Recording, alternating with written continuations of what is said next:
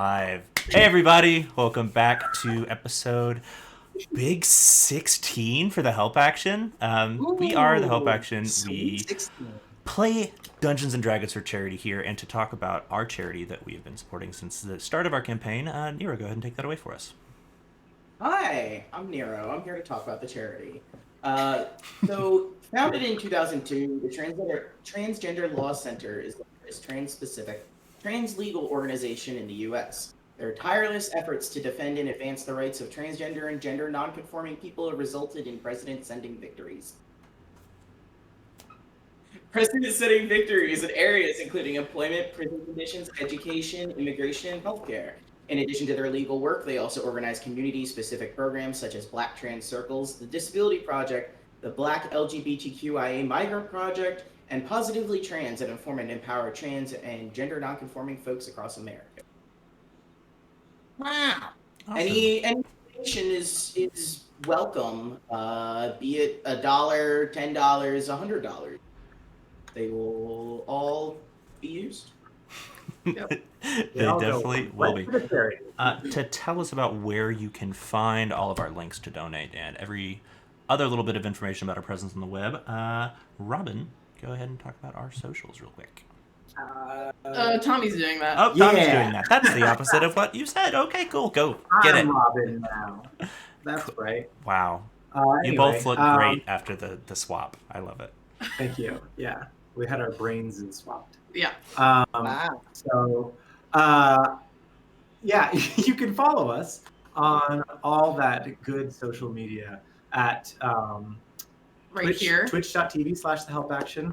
You can follow us on Twitter, on Instagram, and we also have a YouTube channel where we put our episodes up, like a day or two after they come out usually. So please follow us on the social media of your choosing, and consider following the full deluxe all set. Is that what deluxe means? I don't really know. But yes. Yeah. Awesome. Social, subscribe, like, comment, join the conversation. And when do we do this? Robin. We are here every Wednesday night at 7 p.m. Pacific. It's 8 p.m. our time. We live in New Mexico. And it's other times in other places. So there you go. Lazy when you think about it. We are also going to be on your screens this Saturday evening at the same time, 7 p.m. Pacific. We're gonna play a little tabletop sim for y'all. Specifically, what game? We're not sure yet. All I know is I want to play a game. Quote. Playing a little bit of a bonus content. Yeah. Exactly. Maybe I'll make it into some sort of terrible gamble where I make a little table and make you all roll to see what game we get or something. I don't know. Oh my God. I'm sure we can find some way to make it stressful for everyone, as D&D always is. We can play Mahjong and use our own blood as currency. There we go. I will just say I will not bet on any table that has Monopoly as an option. Yeah. That is, nothing is worth that. I think I'm with you there. Cool. All right. Well, with no other announcements to go through for the day, do please keep an eye on the chat for that donation link and on helpaction.com for that. Without any further ado, then, I'm going to go ahead and jump into a quick recap of the adventure thus far, and then we will begin our episode for the evening. So, way back at the start of the campaign, the party was originally hired to guide a load of mining supplies from the huge city of Neverwinter all the way sort of along a long trail towards the tiny mining town of Phandalin for a close friend of all of the party, a dwarf named Gundren Rockseeker.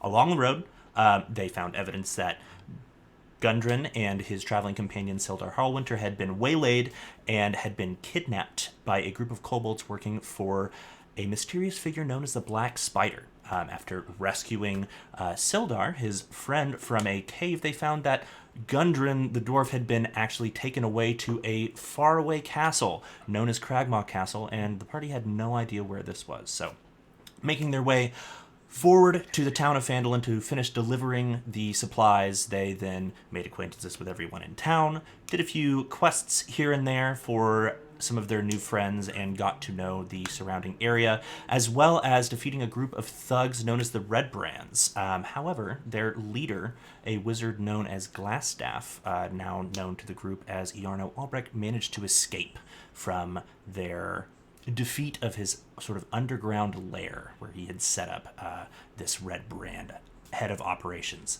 So they took off out of town, did a couple quests, and upon arriving home, they found that one of their allies had located this castle by looking through some of the records that were available in the town hall. So turning it around almost immediately, they headed back out in the direction of this castle by way of the cave where they had originally met some of their friends, both the kobold Yimik, the hill giant Klarg, which lay defeated, and of course where they had first met Sildar Hallwinter. So along the road, they got maybe a half day or so away from this cave and camped for the evening.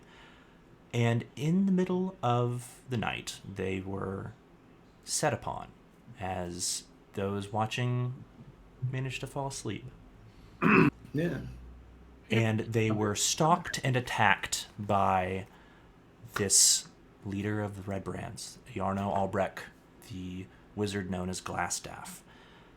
He seemed strangely interested in a book carried by Ambrose, and definitely at this point finally recognized that Bree was indeed a figure from his past.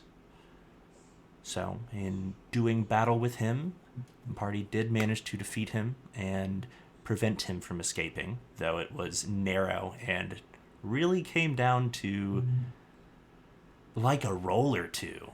Yeah. Without a huge critical hit at the end from Bree's wolf companion Winchester, things would have gone very differently. So, as we resume the game today, everyone is exhausted from the battle, still covered in blood and battle weary. Ambrose has fallen 30 feet out of a tree. The blood of Iarno Albrecht is still all over Winchester. His still warm corpse is being softly lit by the last remnants of the campfire, and you begin to pick through his belongings. And as you do, you find his glass staff, from which he gets his namesake, which you, Ambrose, discovered to be a staff of defense. And in addition to that, you found his spell book, a specially enchanted document holding book that keeps both the dictation of all of his spells and, Ambrose, as you rifle through it here by the light of the campfire, investigating it and identifying it, a small slip of paper falls out. Ooh. On this slip of paper, actually, it is more fun if I let you read it. So I will send this to the chat for you. Oh yeah. Prepare to read. I love reading. Reading rocks. Reading prompts. There you go. It is in the player Oh, chat wow. on Telegram.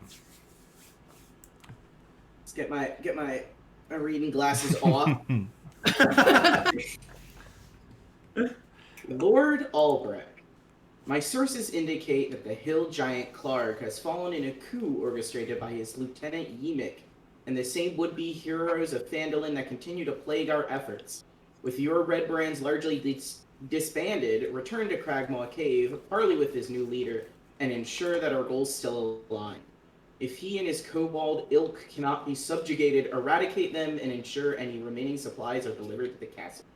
Additionally, it appears that the pests that stymied our operations in Phandalin have returned to the town. They have become a liability. Track them, hinder their efforts, and kill them if you can. In the place of the signature is the familiar image of a spider drawn in black ink.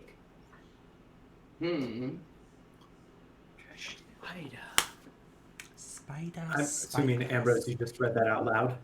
Oh, yes. Yeah, I think so. Covered while I'm clevered in just dirt and shit. Wow. Okay. Wow. So he was en route to Cragmaw Cave.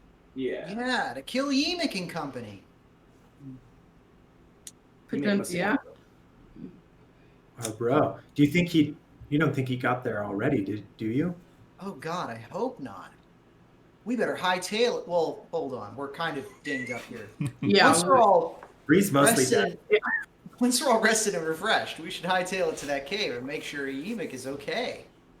I will say, That's I was having the most delightful dream while I was on watch. So, Really, what was it about? well, to be specific, you Tell know, me every detail.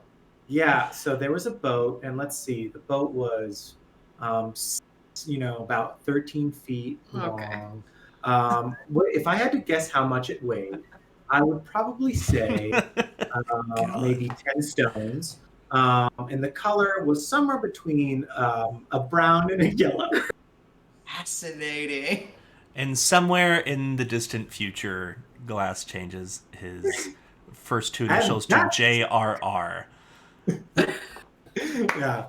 And that's when I woke up after killing my grandma. But she was evil, and the real grandma was in the cage, as previously mentioned. That's so wild. Amazing. Anyway, Awesome. I'd love to get back to it. That's how that will work, I'm sure. I know how you dream. Well, sorry to interrupt your sleep with this narratively very important moment for me. We'll let you get back to it. Yeah, so what's the take next watch, actually? Right. That. Yeah, do we want to keep sleeping here or maybe move? I mean, there is a bunch of dead people around. Yeah, maybe. Warnings. Move a little bit and set up camp again. I don't know how much of a pain that would be, but also I mean, these are going to attract animals. It's going to be gross. What's more of a pain, having to move 20 minutes down the road or getting stabbed to death by bandits in your sleep? When you put it like that, I guess I have to say moving 20 minutes down the road is easier. Okay. All right. Well, I guess majority rule wins. Right. Well, it's okay. We can get back. We can head on up to Schlaffeland after we get there. It'll be fine. Yes. Okay. What are we going to do with this body? Can wizards you're the expert. Can wizards come back from the dead? Is that a thing? I mean, I don't think he was a necromancer. Do I know if wizards can come back from the dead? Make a Arcana or History check for me. Okay. Can I roll to see if I've heard? I picked the wrong roll to go with. I'm sorry, what did you ask, Glass? I guess I wanted to roll to know, see if I knew stories of people coming back from the dead more generally. Yeah. So what'd you get on the History or Arcana check, Ambrose? It's a history check, and I got a big ol' 11. 11. Yeah, wizards can come back from the dead. There are spells that can do that. You don't know that much about them. The biggest example of that you can think of is a lich. Oh, yeah. Well, But you don't know if that's something that could happen here, but it would be bad if it did. That's about all you know. As far as you go, Glass, probably similar things. You have heard stories and such of people being returned to life through various applications of magic. There are spells that can sort of transfer the life energy of people. There are ones that can bring them back, but they are very, very difficult to access and powerful magics that require a lot to pull off. Most of them are sort of the stuff of legends, but commonplace enough to where you would think that it could be possible, but you'd need a lot. Sure. I don't know if that's within Glassstaff's capabilities. He was very into the whole defense thing, but not necessarily necromancy. Still, if we were going to collect his head anyways, that's an extra safeguard. Right. We were gonna take his head. Ugh. Yeah, I think were you? Yeah, Or well, yeah, I was. I mean, yeah, I don't know if Glassstaff was much of a necromancer, but he was a coward. So I suspect he would employ any means necessary to not die. All right. Well, even if taking his head off doesn't kill him, it'll probably complicate things for him a bit. So probably wise just to nab that head and leave the rest for Mother Nature to do its thing, as it is. Yeah. The circle of life, you know, I'm all gonna that start jazz. cleaning up camp while you figure out how to remove this head. I'm just gonna take a short sword and start like hacking at Okay. Oh. Are you attempting in any way to use any of sort of your knowledge of like field dressing game to do this, or are you just violently and aggressively trying to hack this thing off in a way that disrespects the body as Sure. much as possible? I'll use the knowledge that I have. Okay. You can make a medicine check then to try this. I will let you, because you probably would know a little bit more about this, use survival instead if you would like to. 18. 18. You know, you have dealt with big game before, and the most disturbing part of this is that there is, when it comes down to it, not that much of a difference here. Yep. And with some thoughtfully applied force and a little bit of know-how, you are able to, not neatly and not without a great deal of mess, but successfully remove the head of Yarna Walbrook.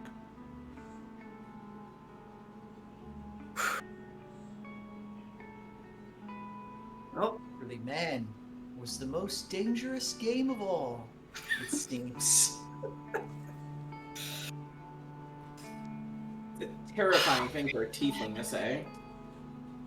Well, yeah, a humanoid, you know, sapiens. Including all of them. Yeah. Come on, give me a break. bipedals. Yeah! Yeah. And centaurs, too. They're even harder. You gotta get up pretty high to get their heads off. I'd imagine. All right.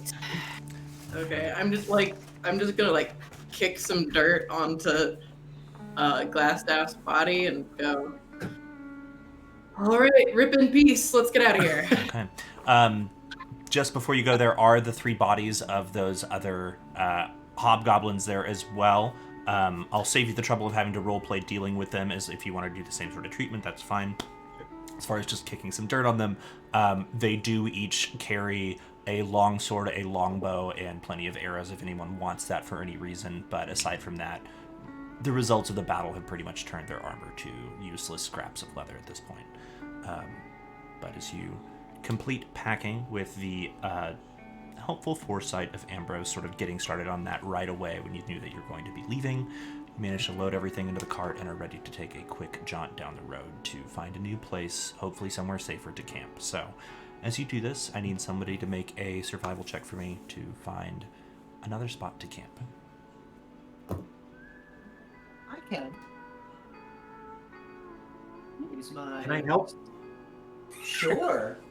I welcome your help. My survival stat isn't great, but I'm always willing to lend a hand. Okay. And both of you have dark vision, so there's no disadvantage on this. Yeah! Yeah. That's why I volunteered.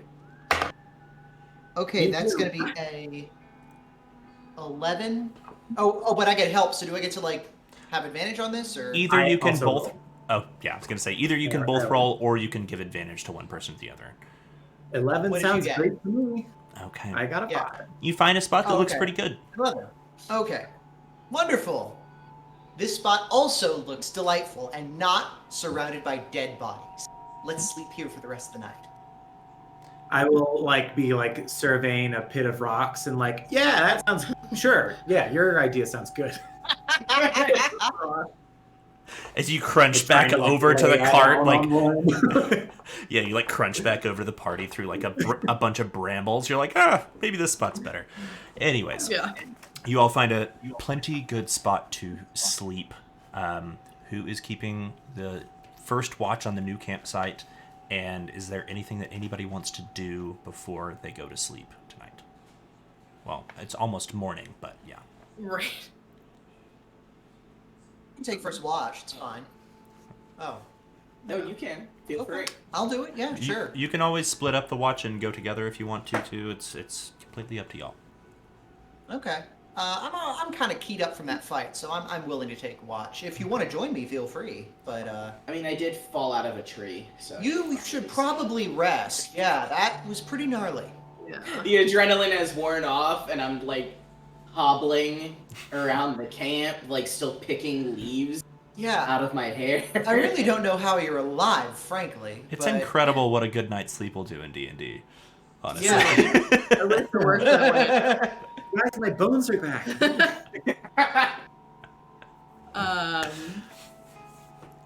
This is, I know I'm going backwards a little bit. That note that we found Mhm. from the Black Spider to Glassstaff, was there, I mean, I imagine not a date on it, but any did it look fresh or?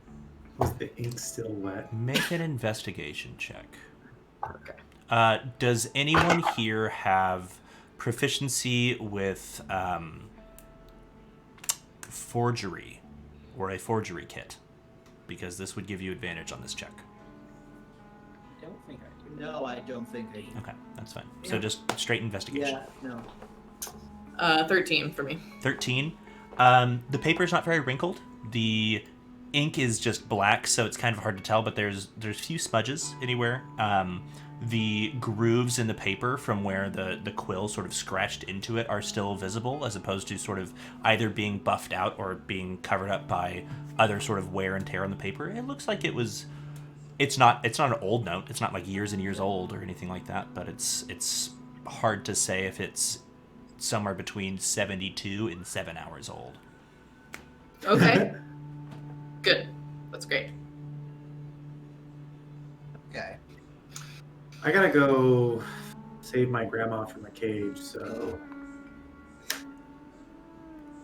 Okay. Good night. good night. I'm gonna curl up with Wolf Winchester, and as I fall asleep, I'm just gonna scratch his chin and be like, he's a good boy. He's a very, very good boy.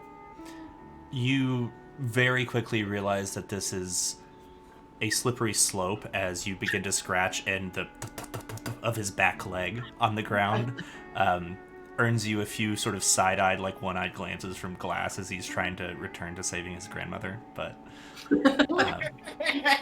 Winchester loves it very much.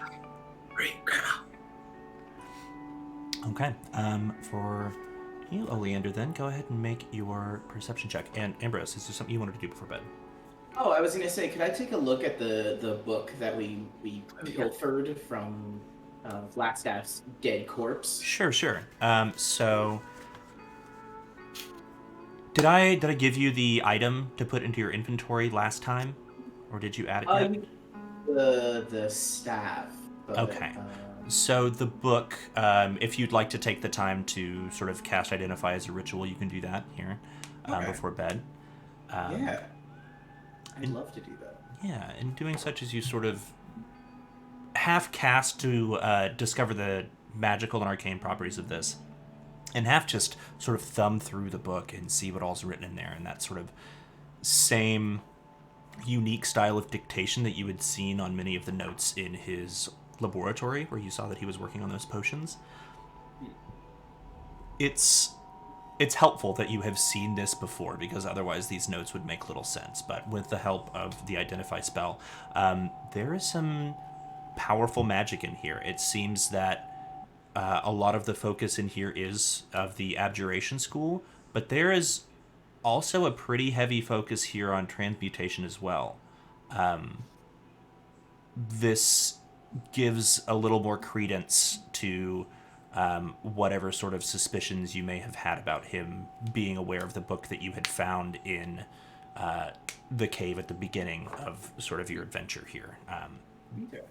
It is more than likely that he was aware of that being there and either didn't get it before you did, or had someone grab it for him, or was storing it there, or something along those lines.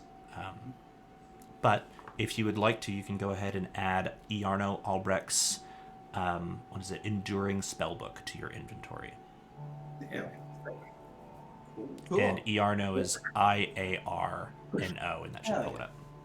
But there's a bunch of spells in there. I sent you stuff today on how to copy those into your book. Yeah. The gold cost, you normally have to go get special paper, special ink, that kind of a thing. I will say I think that you probably already have about 200 gold worth of that from buying it before, because I think you already did that. So I'll say that you have that, and then you'll have to invest the amount of time that it shows in that little table that I sent you. But Okay. Neat. yeah. But yeah, you do also recognize that the book is interesting in that there's some sort of a enchantment on it and its pages and anything written upon the pages that prevent them from being able to be harmed by fire or smudged or destroyed in any way by water. Nice. Cool. A little bit of abjuration magic built into the book itself. With that, is there anything else anybody wants to do before Oleander takes her watch? Okay. So what was your perception check, Oleander? Oh, I need to do it. I was waiting on Nero to finish.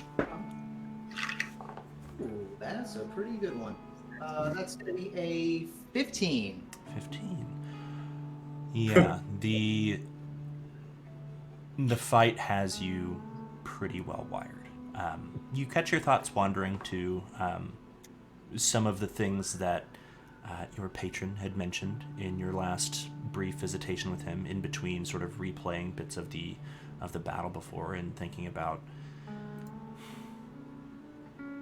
if this guy is working for this black spider figure and he caused this much trouble, you just hope that you and your friends aren't in over your head. Yeah. Like, how badass is this Black Spider character going to be? Are we ready for that? Do we have enough juice for that? And I mean, also, why is he called the Black Spider? Like, he doesn't even have a cool name. Like, Glassstaff was called Glassstaff because he had a glass staff. Does that mean that Black Spider is going to have either one large black spider or many, many, many small black spiders? What if Black Spider is a black spider who can talk or something? That would be fucked up. You briefly imagine and think about Kevin in spider form and how unpleasant it is when he constantly sort of puts his little fuzzy spider feelers in your mouth. You can just kind of like shrug it off and feel him sort of... One talking spider Yeah. is enough for me. What a normal dude.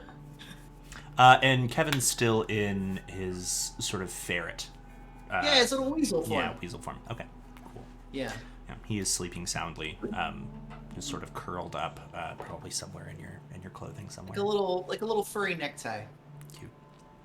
But yeah, as you sit and think for a little while, your watch is not broken by anything that disturbs you or brings you to question your safety. And as you go to wake up whoever it is you're going to wake up for the next leg of this watch, you do notice that sort of on the edge of the horizon, it's just barely beginning to lighten. It is during this next sort of 4-hour stint of the watch, the sun will definitely be coming up. Okay. Hey Ambi, did you wanna take watch? Yeah. You mentioned it earlier. I figure I might as well ask. Yeah, sure. Why not? What's the worst that can happen? Don't say that. It already happened. All right, I'm gonna get some shut eye real quick. All right, have fun. I will. Can you really have fun sleeping? I don't. Grandma, the water slide. I mean, I guess so. Well, I'll try. Point proven. Okay, so go ahead and make your perception check as Oleander, you get a little bit of rest, and Ambrose, you prepare to stay up for a little bit. That'd be a 17. Okay, nice. Is there anything that you would like to do during your watch? No, I'm just gonna keep a good eye out. A little freaked out from the interrupted sleep from earlier. Okay. Yeah. The sense of paranoia that has instilled in you will be something that you worry will be troublesome to shake. And thinking about how that may impact your quality of sleep for the next good while is unpleasant, but after an hour or two passes, you eventually just sort of settle back into watching the fire, making your little designs and motifs and mandalas on the ground with a stick, as you usually do, keeping yourself occupied, trying out new spell notations, scratching them out. And your watch is uninterrupted, but as your watch concludes, you can just barely see the sort of golden arc of the top edge of the sun sort of breaking over one of the hills in the distance.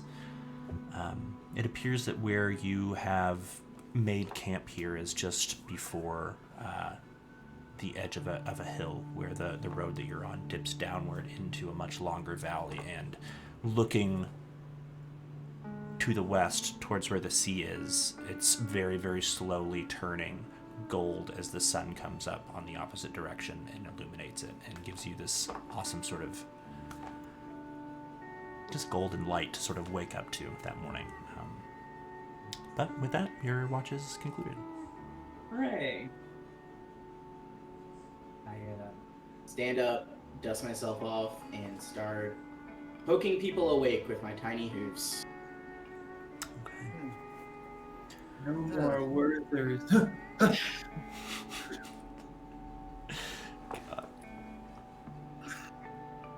Oh, Blax, you gotta tell me about this grandma sometime.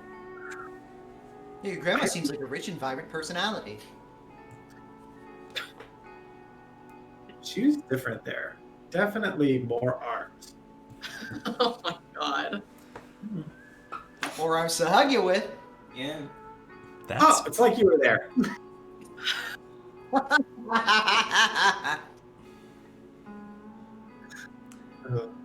can't wait to make you fight that, whatever that is.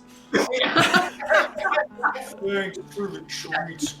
that in the mental bank of horrors to inflict upon you at a future time. Glass's worst nightmare. Was a good dream. Yeah. Guys, I can't believe we killed Glassstaff. Yeah. Yeah. What if, and I'm just going to say this like tentatively, knock on wood of course, but what if we're actually kind of good at this? Pretty wild. Good at murder? Good at, well, not just murder, like adventuring, the whole Mm. voyaging onward, overcoming obstacles, stuff like that. Yeah. Getting over pits. Okay, maybe not that one, but we're getting a handle on most of them. Right. Some stuff. Yes. Yeah. Yeah. I'm sitting around whatever campfire we have, maybe. Yeah. For A bit real. of brekkie. I'm sorry that I dropped the ball team. Yeah. It happens. It's a, it was an accident. It's not really your fault. You can't really, you can't really control when your body decides to go to sleep. And we've been having stressful days recently. Truly. But I'm glad we're okay. You made up for it. Yeah, you really did. MVP over here. Glass of milk. Oh, that's me. The full Christian name. Just gave it to me. Um, yeah. Okay. As you Wow. have your breakfast and get yourselves ready for the day's travels, Ambrose, you have time to prepare your spells for the day if you would like to. Anyone else, Bree, if you have any changes to Winchester to make, you may do that as well. But beyond that, there's not a whole lot to prepare here as you just sort of douse the fire, roll up your bedrolls, and throw them in the back of the cart. The horses are ready to go, which you named last time, and I've already forgotten their names. Jesse and I got them written down. I gave one of They them. weren't very good names. You Was can it rename Big them. if you- Bertha? It was Big Rig and Jesse, but you can Big Big rename them. Rig and Jesse. Jesse with a Y. It is a very stupid joke. I yoinked from home movies, so feel free to change it up if you like. Okay, I will. Good old Big Rig. All right, so as Big Rig and Jesse sort of snort and prepare to drag you, your goods, and your cart further back along the trail from whence you came in the direction of the cave where you had originally met Emic and rescued Sildar and sort of consecrated this strange union of friendship. It's time to hit the road. You are, if you recognize this area, about a little less than half a day's travel from where you would have originally found Gundren's finger in the road. Oh yeah. Good. Gross. Finger Wait was now. Still got Yeah. Have now you we looked inside that box yet? severed a head. bag of mush. I'm just Um, imagining Ambrose sort of like instinctively like reaching like to like touch a pouch and being like, yeah, but it's still there. Yeah, it's there. Ain't going anywhere. I have definitely like attached Glassstaff's head to Jesse's saddle, like hanging Oh, off the side. Witcher style. Yeah, I did Witcher not know where that story was going.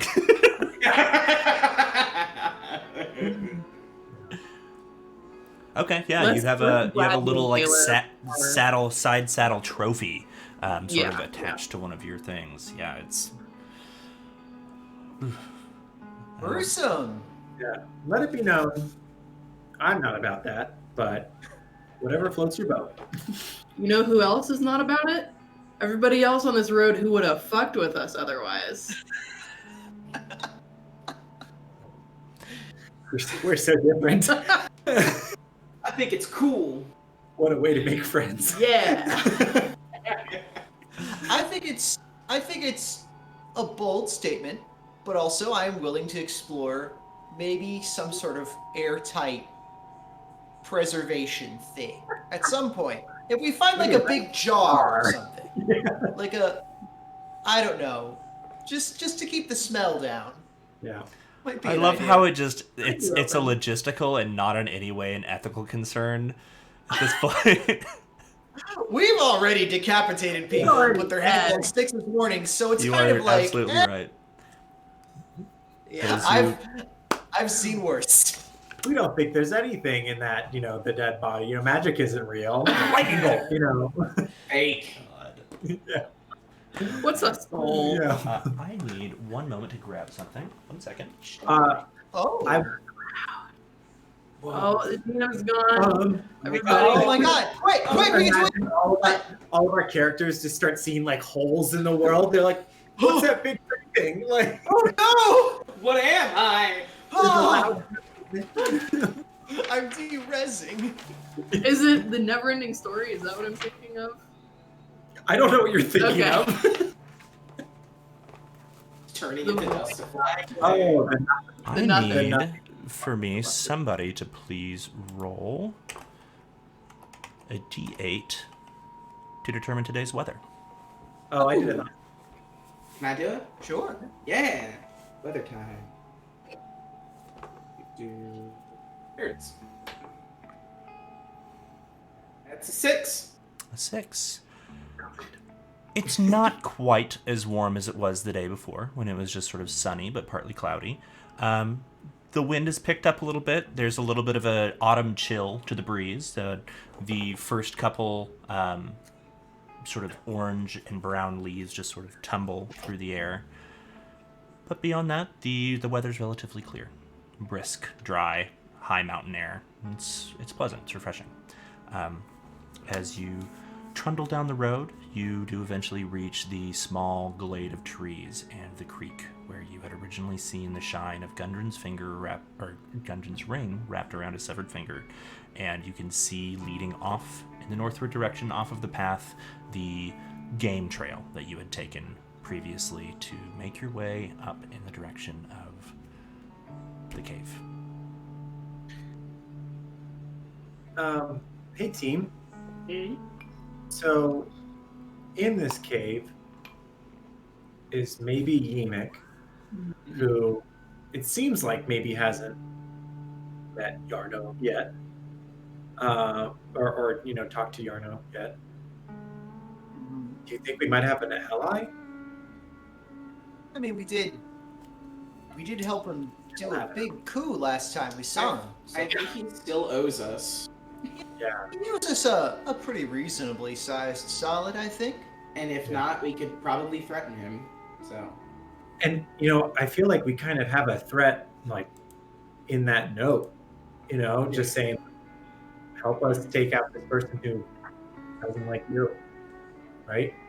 Maybe we don't show it so they don't know they have an option to claim guilty. Yeah. Fair. That's a Yeah. fair. Yeah. Yeah. I don't know. Maybe he can. No, I don't know. Maybe he can read. I don't know if I trust Yemek's moral compass, honestly. So I'm fine with not giving him an option and just, Sure. letting him know that being friends with us is the only option. Yeah, we'll put it in diplomatic terms, but yeah, that's probably the way forward to go with. Yeah. Sounds good. Fair enough. One other thing that I want to be on the lookout for, and that's any sort of baguette, pike, warning kind of things. Like heads on a baguette. You're, In the ground. Just you're I just want- specifically looking for that? anything like that. Sourdough, rye, but with heads on top. Okay, got it. Roll for bread detection. Anything that might spelt disaster. Yeah. Ooh. So, You can go ahead and add to your character sheet advantage on any perception check made to detect bread. hell yeah. Thank God. Locate bread. It's a 6th level spell. Very impressive bit of witchcraft. All right, Can't so wait as to you get- turn your cart up northward along the sort of thin, rutted 2-track trail that leads upwards, I need someone who is proficient in history and someone who is proficient in survival, each of you, to make a single check of each for me, please. Proficient in history. Oh. Okay. Oh, do you want to roll? I mean, you can, it's fine. I mean, I just rolled for the weather, It's so. fine, then I'll do it, bitch. Jesus. Do it, motherfucker. Fine. God. Oh, you have a huge brain. Just cut the stream. Oh. Yeah, that's gonna be a 7. Sorry. Okay. And then survival check from someone? Rolled an 11. An 11. It's a good thing that someone rolled over a 10, Oh my god. because you... Who's driving the cart today? I'll say it's you. Yeah. Yeah, great. Yeah. All of you are just thrown forward in the cart as Bree yanks back hard on the reins. You just remembered the pit that Little Toe had led you around on the way up here, and did not crash your horses and cart into it. Thank you, DM. We're getting over those pits. Right. As you screech to a stop and you watch as one of the horses' front foot does break into a bunch of sort of thatch that's been laid over a pit and then rears back frightened.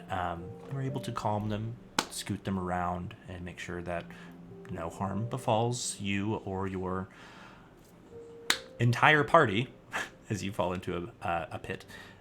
And continuing along, you eventually reach the area where, following that little creek, the road turns sharply to the left and uphill, where you remember the small sort of area where you were able to peer over and get a look at the front of this cave.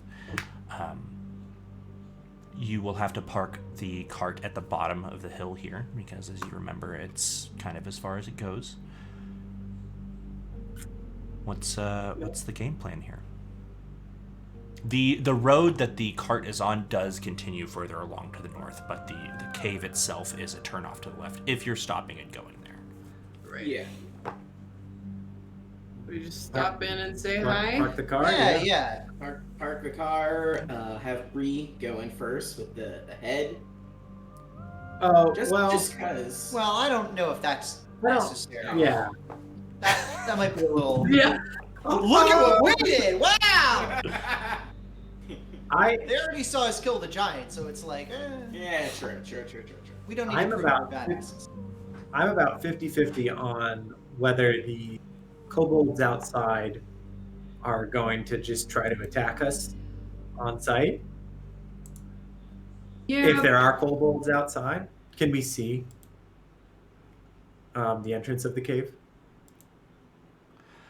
From where you are now, you're at the bottom of the hill. You just parked the cart. You're going to have to go up the hill and sort of peer over the edge like you did when you sort of first Scooby-Doo'd, all sort of peering into the area. Okay. But if you would like to go do that, you're welcome to, as you sort of climb up and peer over the edge, or if there's a different plan of approach. I was just going to say, I think we do that, and maybe try to talk and use fancy parlor tricks if we need, and if really need be, I can disappear behind the hill and come back as Yeetnik. I mean, Yeah, it worked right. once. That's worked true. again. It's a familiar it's- disguise. I don't know who it is. Let's go take a look. Okay. Yeah. As you sort of crawl up, are you trying to be quiet here, or are you just walking in? I'd say let's just walk up. Okay. Just Easy walking, enough. yeah. Walking, We're not- cresting over the hill. As you approach, the front of the cave does not have the kobold guards out front of it that you had seen before. It is utterly quiet, and off to the left of the door entrance that just beyond, you recall, there was the cave-in that had trapped you. There is the secret entrance through which you had exited, and it is completely wide open. Much of the brush around it is gone, and the doors themselves for that sort of secret entrance are sundered from the walls and laying to either side of it. Oh, Oh, Oh shit. did you want to take a poke around in there, see what's up? I think it's starting to seem like maybe Glassstaff did beat us here, or someone. or someone. Yeah. Something. I'm gonna. Turning the stealth on. Yeah. Yeah, Does anyone see any tracks? Who's good at looking for them? I'll look around the secret entrance some more and see if use my tracking skills to see if it looks like there's been any activity here recently. Okay. Make a survival check. 10. 10. Is this what's your favored terrain? Forest. Advantage. Woods. Yeah. Oh, with Oh. That's right. Thank you for remembering. Oh, that's a lot better. 20. 20. wow. So looking over in the direction of the area where those two doors that were sort of covered in the vines on the side of the cliff that you didn't see coming in, but that you had exited the cave from after defeating Clark, all of the brush in front of those the last time you came out, you could tell that it was these sort of branches and bushes that were laid there to look like bushes were growing. All of that has been sort of pressed into the ground, trampled, and has been done so with heavy cartwheels that leave these two twin rut marks that descend to the edge of the hill where you are, or where you came in, and all the way up into that cave.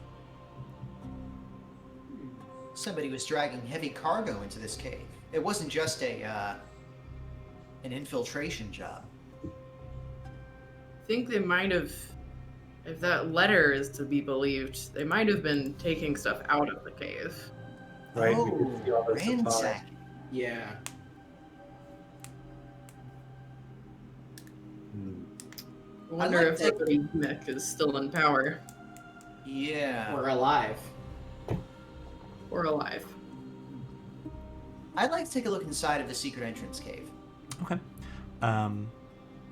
Make your way, as you make your way up, are you doing so quietly and just walking up? I'm just walking in. Okay. You get close to the door, and two very, very strong smells hit your nose. The first of which is skunk, and you are immediately reminded of the small creature that Yumek kept in a cage, presumably as a weapon of sorts. And the second smell is very, very strong rotten decay. Oh, I'm gonna back up. Well, if y'all remember that skunk that Emic had, he definitely pulled the trigger on that thing. And in the middle of saying this, all of you sort of get that smell hitting your nostrils, and it's strong. Oh boy. Ugh, Dang. ew. I'm really rethinking going into this cave. Hmm. I don't know. I mean, if he's in there, it certainly doesn't seem like he complied willingly. What, you? Yeah. It's true. Yeah. All right. Enemy You of got my any- enemy. Also, he was my friend. Okay. Yeah. You were like brothers, identical twins, really. For a while. Yes. Long lost relatives. Walked a mile in his Louis Vuitton. We'll trudge in. Okay. Yeah. As you make your way inside,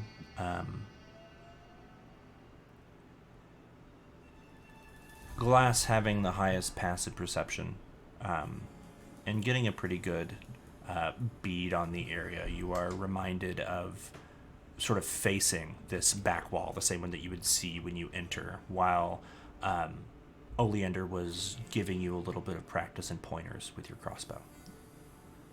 The boxes that were there, that the miniature saber-toothed tiger that now resides with you that was hiding behind and that you were shooting at, are all gone. There are nothing but square indentations in the ground left where they once sat, and dozens of footprints in muddy ground and heavy tracks from cartwheels. Additionally, as you sort of look over to the right, the hallway where Clark had fallen, his body is no longer there, although his club remains that you had sat on like a sort of a downed log previously. But where his body was, there are drag marks that lead further into the cave.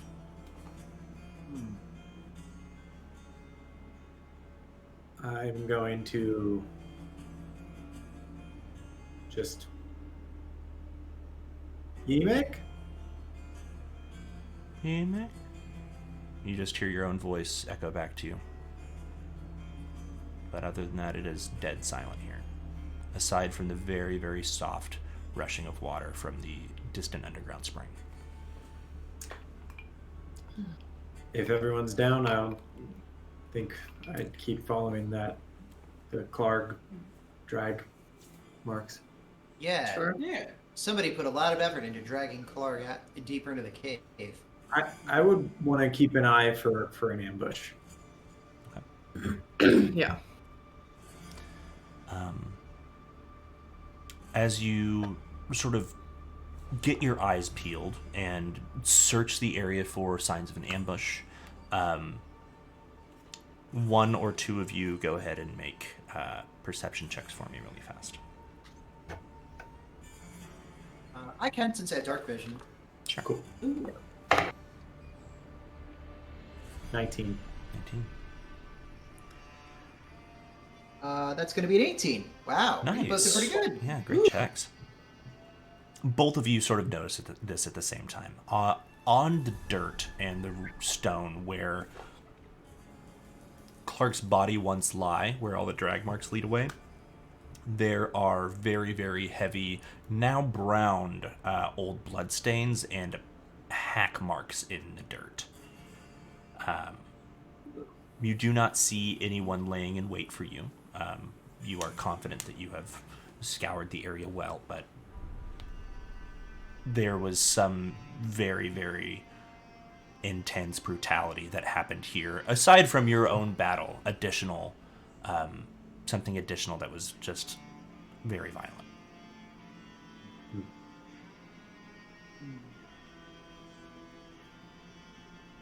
Strange. Yeah. Can I sense? No, I don't think I can actually.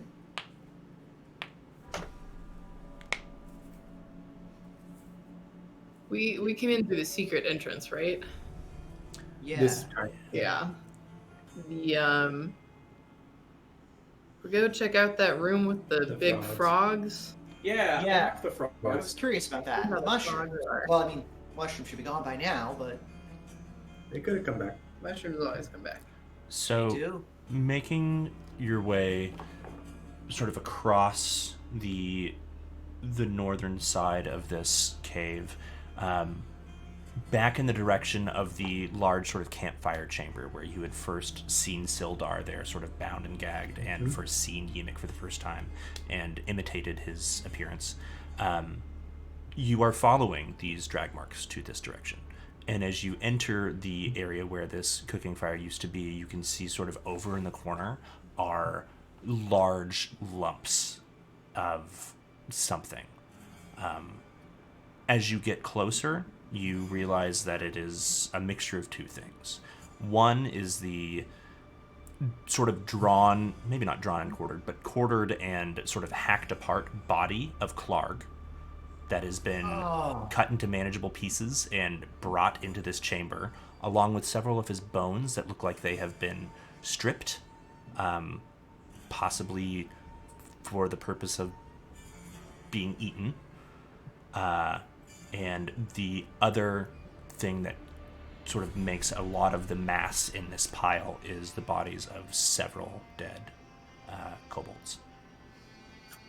Can I? No. This is grisly, but can I see if everybody Ymik is among them? I would help you look. Sure. You make your way over to the pile, and it doesn't take you too long to look in and see that among them is the body of Ymik. Damn. Poor little guy. Is his cause of death discernible? Make a medicine check.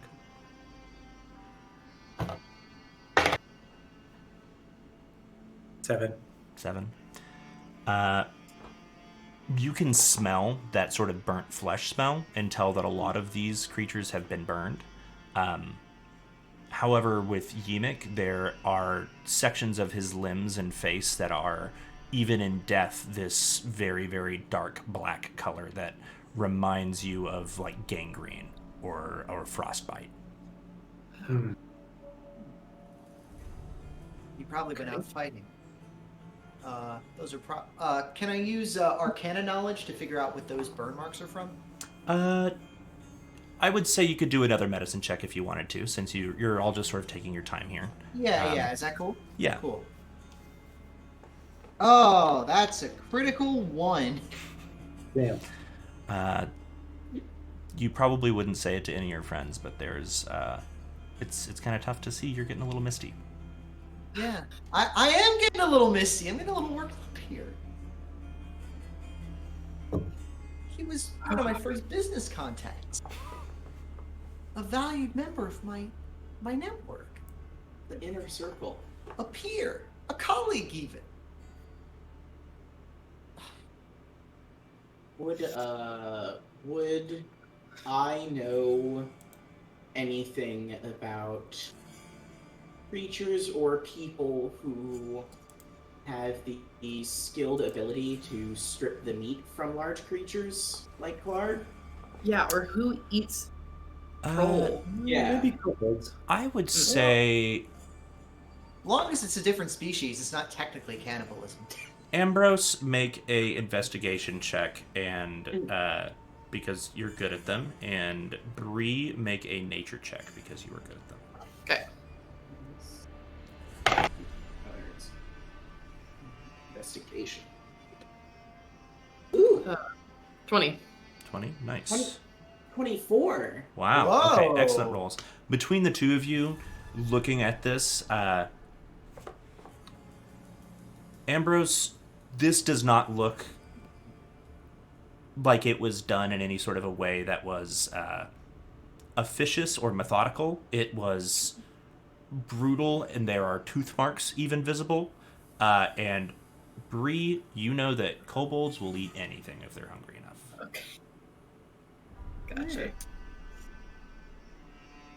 That makes sense. Alright. So you think that the kobolds munched on him first before the attack happened?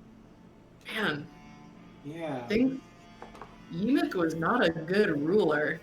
Things did not go well after we left. He was so excited to have a little kobold kingdom, or I think that was what he said, and it didn't go well. Well, Not trying to make a big show of it, but I will pull out the empty frame first. Save. Print the Prior image. the prior image, and then take one of the pile. I'm imagining like a Goya war print. oh, It is. It's something out of like a horror zine, especially in the sort of black and white that it appears in right now. It's very, very dark because, or you have dark vision, so it is in black and white. Yeah. Yeah. Yeah. Yeah. well, Disasters of War. That's the prince. Yeah, it's Yeah. It Sure. is. at least I know the one you're talking about. It is like Yeah. disturbing wartime footage of like mass graves kind of stuff. It is not something I even fictionally enjoy talking about. Right. at least Yes. So, like I said, not trying to be like, guys, look. yeah. You know, just taking one. But to- just securing evidence Yeah, for it's- some reason or Yeah, another. it's important to remember. record this. Yeah, for sure. Yeah. Okay. Crime scene I, photographers are a thing, and they are really important.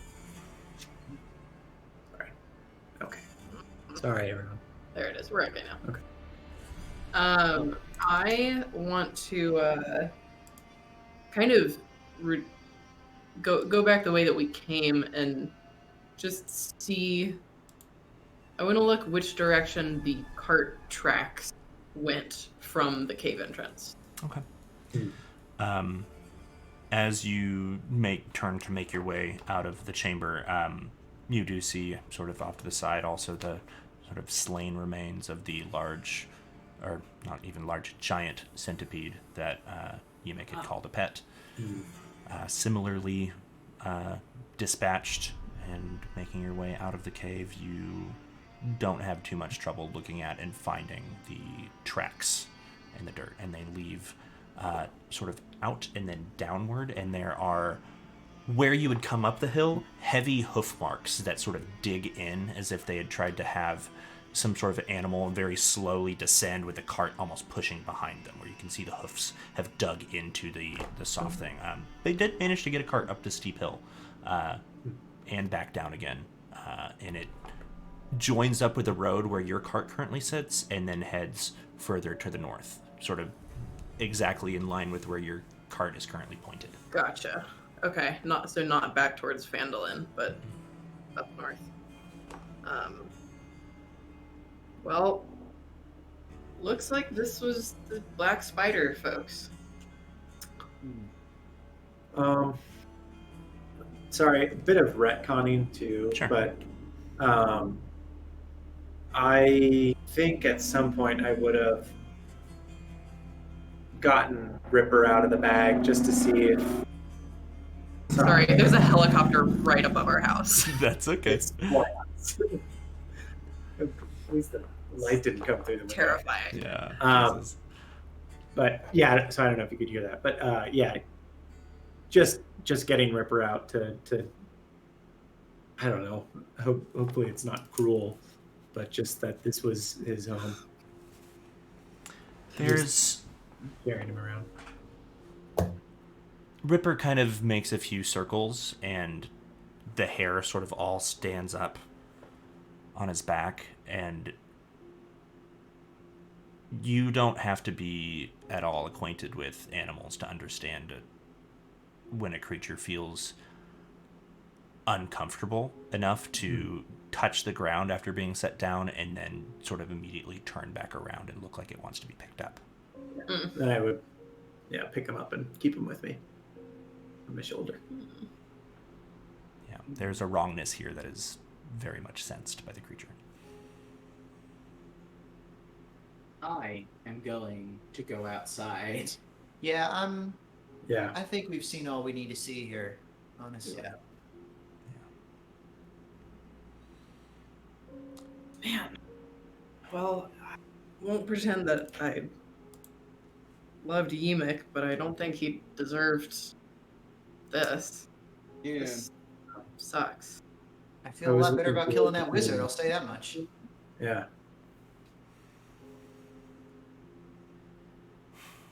Man, it seems like, these Black Spider folks are pretty serious about allegiance.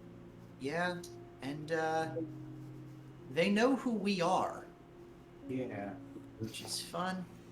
Which means that we may want to be a little more careful when we meet new people about revealing exactly who we are and what we do. Especially as we get closer to Cragmaw Castle. Yeah, because they're going to be on the lookout for. Yeah. Yeah, we might even not mention that we came from Phandalin. Yeah, yeah. Yeah. Yeah. Wonder how many more people we're gonna meet who aren't in on it on this trail up. Yeah.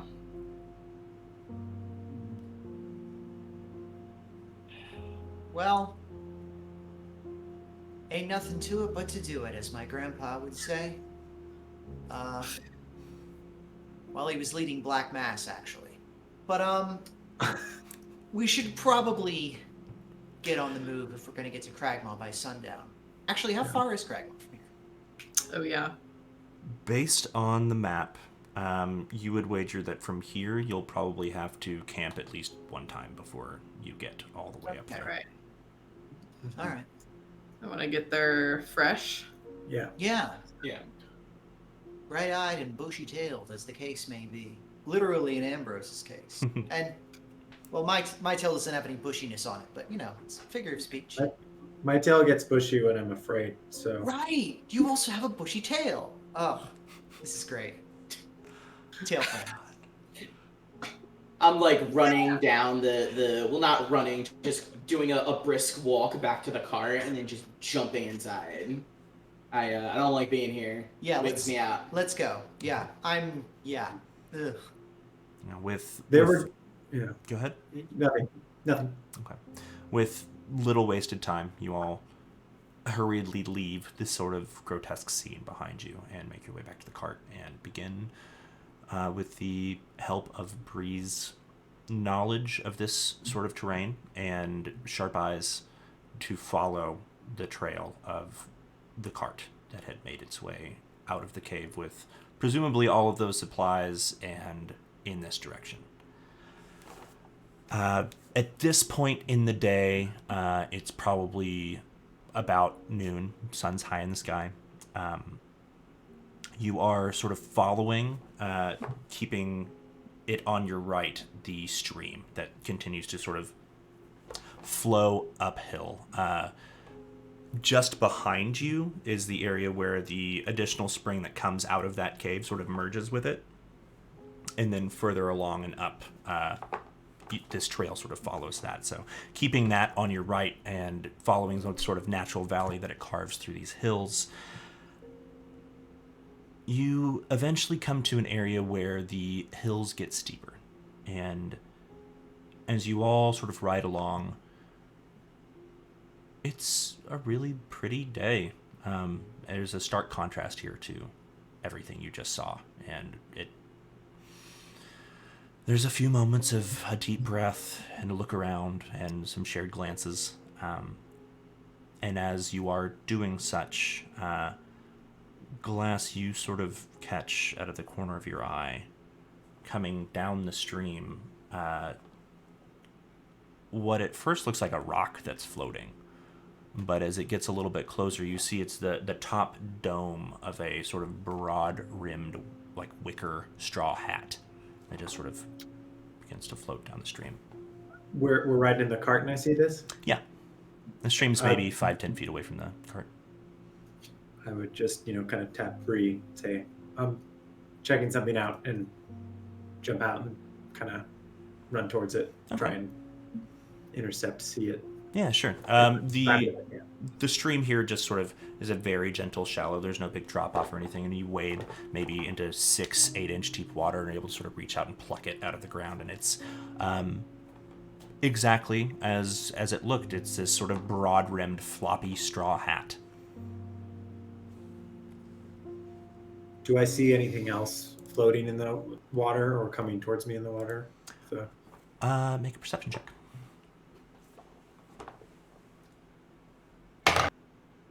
19. Up ahead, you can hear the heavy rushing sounds of what sounds like either a small waterfall or an area of rapids.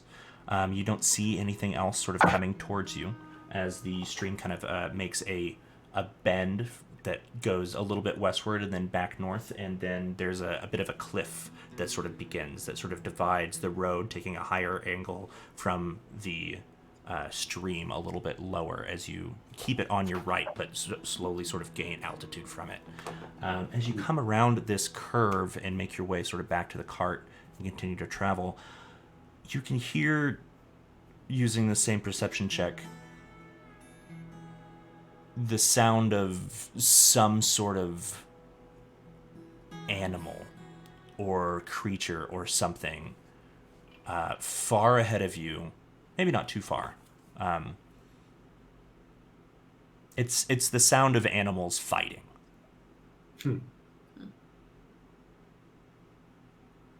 You guys, I found a hat. And there's some sort of bestial commotion going on up there. I don't know. Oh, that's the worst kind. Yeah. Free hat, though. Yeah, Free hat. Hey! Free hat. Yeah, free hat. Here's a better view of where The you hat? are, and the stream sort of off to the side here. Can you draw the hat? Sure. Here's the hat. Oh, it's not showing up? That's a shame. Oh. Oh my that's god, does he actually have a hat? right. Oh, yeah. Hang on, I'm on the wrong layer Nice. here. I was going to say, why am I all the way over there? I just moved you so that we could see, because it's all Oh. Good it's hat. radius at the moment. Oh, Yeah. okay. Guys, the hat looks like this. But that is sort of where you now- plucked it from, and as you Okay. sort of make your way back over to the cart with everyone, you can hear the stream right now is flowing from north to south, and the hat was coming in the direction of the flow of the stream. And up ahead of you, beyond that, is that sound of the waterfall and the rushing, and then mixed with that is the clamor of these sort of growls and splashes and crashes ahead. Do we want to go over and investigate? Yeah. From a safe distance, of course. Yeah, can I volunteer? I can go sneak up Yeah. ahead and try and scope out what's happening. Sure. Did you want backup? Chicken. Yeah, chicken. Play with the pen. It can be good. Yeah, did you want to bring somebody with you? I think Oleander asked if you wanted backup. Yeah, why not? So the I can two back you up. of you, go ahead and make stealth checks for me, and we will edge you along here to see what you can see up ahead. I'm gonna hitch the horses to Oh. like a tree Oh, branch boy. or something. Okay, easy enough to do. You're sort of affix the cart into one spot to make sure that they don't run if spooked. Yeah. I got a 6. Okay. Oh, good, because I got a 5. All right. Go, team, go. The quietest thunderstorm the two of you are as you approach and sort of make your way up following this edge of the stream through a few small bushes. Eventually you do very plainly see the source of the sound of the rushing water. There is a waterfall up ahead here, and beyond that you can plainly see a area where that waterfall is fed by a large pond. And far in the distance, maybe another 40 or 50 or so feet ahead, as you sort of hunker down behind a bush, you can see... Actually, make a perception check, both of you, for me, please. Come on. A little bit better. Oh, yeah. That's a little bit worse. I got a 3. Completely useless in everything except combat and talking. That's Still me. thinking about Emic, and it's just hard. I'm just really programming my gaming, okay? It's not what I can do. And then, Bree, what'd you have? 16. 16, okay. Only under your eyes are still taking a little bit of getting used to this sort of bright sunlight thing. That's not your thing. Bree, however, looking ahead, you can see splashing around in the shallows on the far bank of this small pond is two large creatures that are battling it out for blood and life itself, or so it seems. One of the two is this massive fish, this long-jawed, like barracuda-like creature that looks like it has been drawn out of the water by the creature that it is fighting, a huge black panther. What? And the two of them are tangled together in this like mess of like fins and claws and teeth, and just there is red sort of pooling through the water and just the cacophony of battle up ahead. Distracted by all of this, they do not notice your presence despite your very low rolls. You gotta go get glass. I just had a great idea for a tattoo. I was thinking that too. You see, danger aside, this is sick as fuck, right? Yeah. This is metal as shit. You watch as the this like giant sort of almost like prehistoric looking fish like leaps out of the water, and the cat just sort of like almost catches it going backwards and is slammed under into the shallows of the water, splashing around. You can see claws sort of reach up and latch onto it, and then a reversal, and the two sort of roll to where this cat has the fish underneath the water. And that is where we'll go ahead and take a break for the evening. Ugh. And we will pick up whatever is going on with this here in about 10 minutes. It's 8:20. We'll pick this up at 8:30.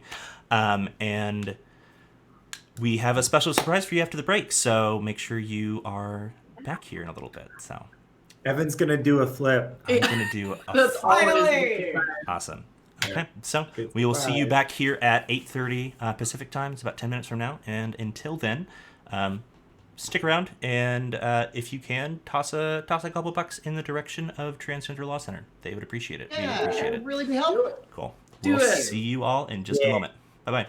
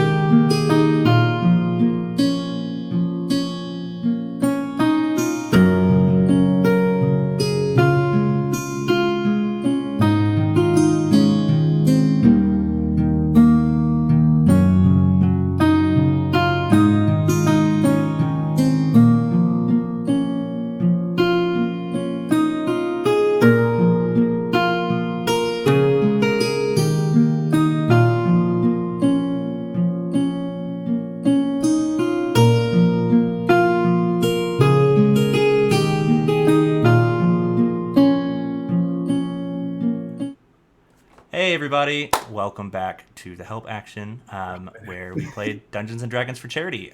You probably are noticing that our layout's a little bit different, and there is a new face among us. This is our wonderful moderator. Hi. Go ahead and introduce yourself. Hello, everybody. My name is, as you may have heard, Hi, they, them. I go either by Exploding Hi on Twitter or Raiju the Haiju. I work on a lot of book design, editorial, writing stuff, all sorts of wacky internet business. And I typically, as Evan said, mod for the chat. And it's lovely to be here with such fine folks on this mystery adventure. Well, not mystery adventure, but mystery along the journey process. So, hello. Hi. Hello. Thank you. Hi. Where am I? So we are really excited because I is going to be popping in for a couple episodes at least. But to sort of cut to the chase here and do our quick little recap, we have the party after they have been accosted in the middle of the night by Glassstaff, Yarno Albrecht, the leader of the Red Brands that has been, apparently, according to a note that he had in his possession after he attacked them and they were able to defeat him, tracking the party with the intent to kill them. He obviously was defeated and the party lives here. They continued onward after his defeat, collecting from him his glass staff that provides his namesake and a spell book containing some rather powerful spells for Ambrose to learn, and the letter that was found in there that indicated that he was tracking the party and being sent by the Black Spider, and also that he was sent to clear out the cave where the party had left their ally, pseudo-ally, Yimik, and the rest of his band of kobolds. The party decided to stop in and pay a visit there in the cave and found that they had not gotten there before Glassstaff had, and that Glassstaff had indeed taken care of them in a very violent and unkind way. We'll leave it at that. So seeing that there were cart tracks that led the party out of that cave and northward towards this castle where they are trying to go to rescue their friend Gundren Rockseeker, they are following this sort of creek further and further up into the hills. And upon seeing a small wicker hat float down the creek, Glass hopped out and grabbed it, and then heard the sound of animals fighting up ahead. And as Oleander and Glass pushed their way forward, they came to an area at the top of a waterfall where the stream spread out into a pond. And on the far bank of the pond, a strange sight, a black panther tangling presumably to the death with this massive, long-jawed, prehistoric-looking barracuda-style fish. The two are completely lost in combat with each other, and that is where we sort of stopped our break here. So, as the two creatures continue to tangle in the shallows of this small pond up in the mountains here, Oleander and Glass, you are looking on. The rest of your party is in the cart behind you on the road. What would you like to do? Oleander and Bree, right? Oleander and Bree. I'm sorry. That's right. Glass is back at the cart. Can we tell if I will do this because this is silly that you wouldn't be able to see further in daylight. Let's do that. Wow. can, I'm back. Oh Can man, you that give us- panther's gonna drown that fish. yeah, can either of us tell if the panther and or the fish are like, you know, Winning. like people animals, or are they just Oh. like animal? Make a well, you already made your perception check. Yours was poor. Bree's was not Mine was bad. very bad. Bree, both of these creatures, from your perspective, are beasts. They don't resemble a human in any way. They don't have a different arrangement of limbs than you would expect. They are not anthropomorphic in any way. They are just a big fish and a big cat. Man, Well, Nature Gal, what do we do? I mean, this is like not even a moral, this is just nature, right? Yeah, Circle of life. I'd say we, I don't know, want to start placing bets?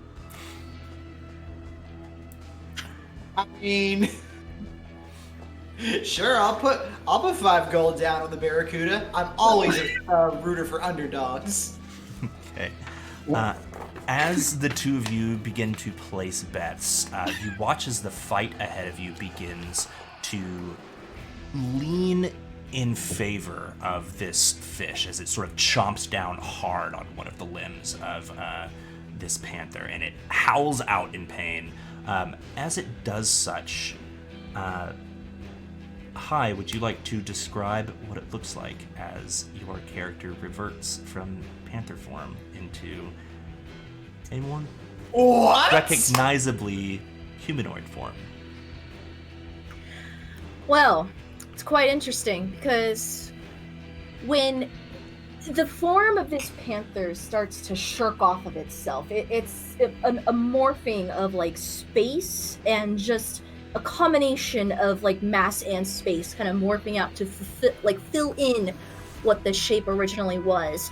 And what you see looks like someone dredged up an old just boulder out from this body of water. So at 6.5 feet tall, you see a turtle with thick arms and thicker legs that look like they're designed for swimming but can support like this big frame of a turtle, standing in like a wide, powerful stance. And once this leg has been wrenched free from the Barracuda's leg, you hear just like the most grating, like bitter, ah, shit! And from the side that you can't see is facing you, she whips out what looks to be the mixture between like a club and a bat and backs it down hard, Okay. right where the gills meet and the neck kind of connects to the rest of the fish's body. So from right here, we're going to go ahead and roll initiative. And we're going to throw you right into the shit at the very start of this. Rather than do any sort of actions for you as the Right. panther to take any autonomy away from you, I already had you roll initiative. I've already rolled initiative for the fish itself. The rest of you, if you would like to roll initiative, you may. If you just want to watch, you can do that as well. It is entirely up to you. I will say that I was coming back to Ambrose and being like, so I know you like big hats. I love the Um, idea that we're watching this metal as fuck scene unfold, and Glass and Ambrose are like, huh, nice hat. Love it. It's all right. I like the one that I have better. If you want to keep it, Glass, you could join the Cool Hat Club. Ooh, yeah, I'll put it on too. Can I roll to see if we heard the aw shit? Yeah. Just make a perception check, or if you want to, I'll just let you use your passive perception. It's pretty high. I kind of want to roll. If you want to like gamble it, that's fine too. Nope. We're playing that game. Ambrose, if you want to hear it. Oh yeah. Let me roll.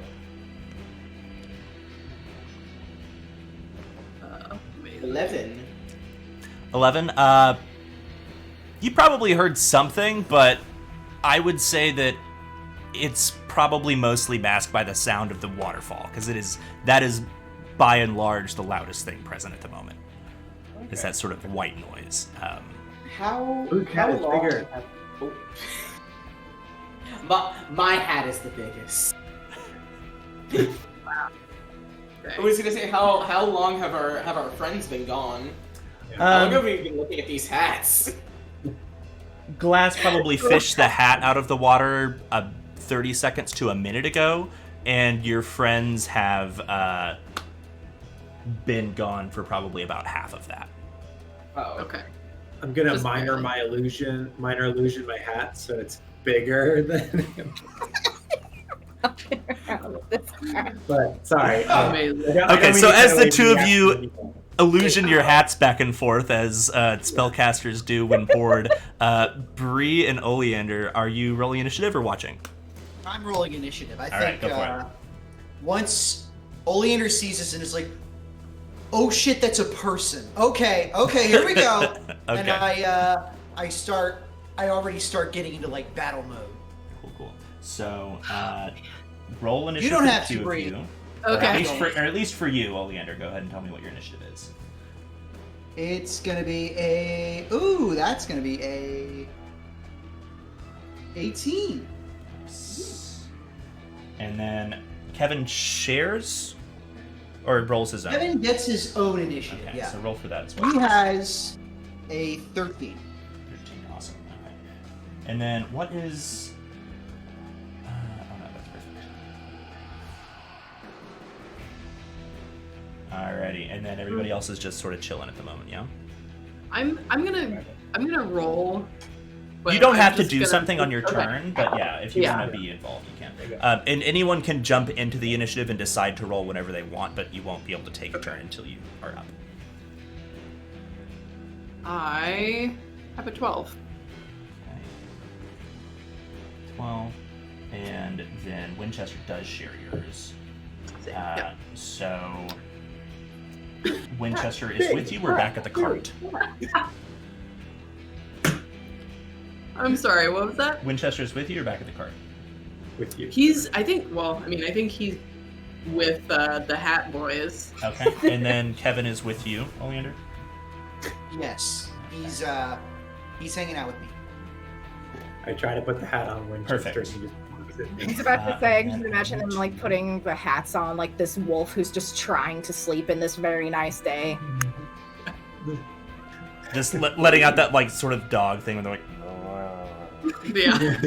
They like the attention, but we're like, can you stop? Can you stop? There we go. Now I can get rid of this panther and instead put in, if it'll let me grab anything on this tiny map. And then you are a 12. Perfect. Cool. Starting this off then, we'll do that later. At the start of this here, Oleander, you have the highest initiative value here. What would you like to do as you're sort of watching this tangle unfold? Oh, sick. I'm first going to run 10, 20, 25 feet due north to the water's edge. Okay. And I'm gonna Assuming shout, Kevin's like riding on your Kevin's shoulder, with yeah. me, yeah. Okay. yell, hey, don't worry, sir or ma'am or they. Yeah, let me help you with that. And I dip my hands. No, wait. I'm gonna lead off with Old Faithful, a Eldritch Blast aimed at giant fish. Okay, go for it. With Make the intention of knocking it back as well, because I want it off of our turtle friend. Okay, so they are sort of in a mortal embrace at the moment. So I will say, for the purposes of this, should you miss by 5 or more below its armor class, you will strike the turtle. Okay. All right. Let's make things happen. See what happens. You have to roll really badly for Oh, that. to happen. hey! Good news, baby. That's 23. 23 definitely hits. Go ahead and roll some damage. My aim is true. Yeah, let's do that's gonna be a 1d10 plus 3, so. Oh my goodness, that's gonna be a 9 plus 3 is 12. 12 points of damage. Nice. And you are knocking this thing back 10 feet. So, yeah, the water itself just sort of does that almost parts with the energy that blasts over the top of it, like a low-flying bird will do with its sort of wing pressure. And as the arcane energy slams into the side of this fish, it knocks it out of your grasp.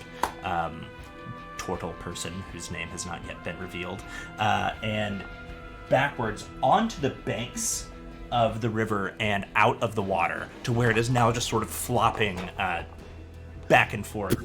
Anything else on your turn, Oleander? No, that's pretty good. Yeah. That's a pretty good Oh, actually, turn. wait, no. How much more movement do I have? You have what's your speed? 30? My speed is.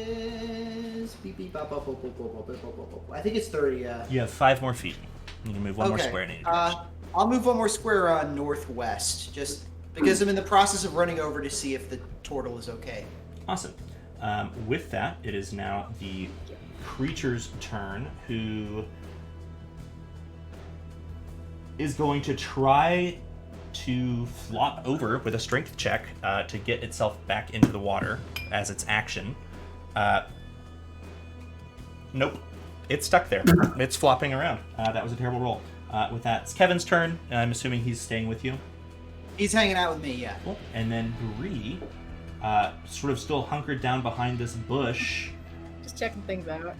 What would you like to do? Man, could I personally am like not that invested because I'm just like, oh, nature's taking its course. But I mean, this sort of impartiality of nature is something that has been impressed thoroughly upon you by both your upbringing and your recent dreams. Yeah. So, sentience is like a scale, guys. I'm gonna whistle. Fantasy racism.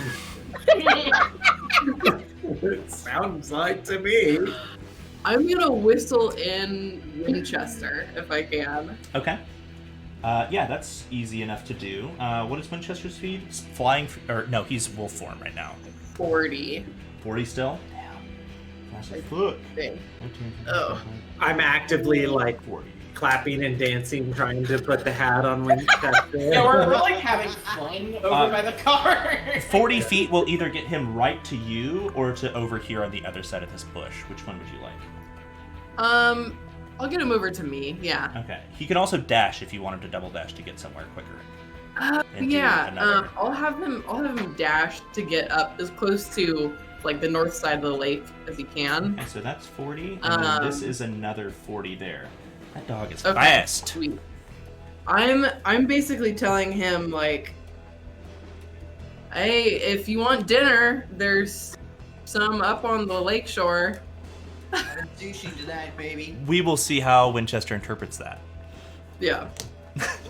Interesting. Hopefully not turtle soup. Okay. With that, then, Tortle, it is your turn as you come down on it with your cudgel, unless you would like to do a different action on this. Oh, no. Yeah, that's pretty much so. Like, a little stunned at the fact that this fish now has blown up. Let's see, how many is that? About 10, 15 feet-ish, like, off on the shore, and has failed now, like, wiggling back. So, from what it is, like, Tortle is kind of halfway in the water and, like, goes, what? What? And, like, snaps back around, sees somebody on the shore, like, what? Gives a glare, like gives the 1 minute and like does that kind of big waddle over to where the fish is, and yeah, we're gonna do a club strike melee damage. Okay. And are you casting Shillelagh with this? No, just basic Just regular? Okay. club. Yeah. Okay, so that's +2. As you sort of your big sort of tree-like limbs sort of sucking out of the mud and the silt. I'm imagining like the Smash Bros. Batting mini game going on right now. Getting that big charge up there. All right, and, so what'd you roll to hit? I got a 4 + 2, so that's 6 total. 6. Was that your damage or was that your d20 to hit? Oh no, I need to roll. Yeah, roll your d20, and then you were going to add for your club is going to be a +2. Alright, so Could I roll for initiative? Since you said we could jump in any time. Yeah, if you would like to. As you watch, probably see Winchester That's what I was- hear the Yes. whistle and peel off of the cart. The two of you may roll for initiative whenever you like. look at it like, what happened to Winchester? Where? Yeah. 13. 13. You forgot your Ooh. hat. And then class 16. 16. Okay, so both of you will come in on the next round since we're already at initiative 12 here. But Yeah, Okay. yeah. with What I that, figured. then So what did you roll on your d20 to hit then? Let me go ahead and do that. That is a 17. 17 definitely hits. Go ahead and roll some damage. Smexy, I like that. All right. That's a 1 plus 2, so that's 3. 3 points of damage as this turtle sort of over and just begins to beat this fish, presumably with the goal of either knocking it unconscious or rending it dead. A little bit of both. There's not a whole lot of grace going on here, but this fish is not doing well. Poem.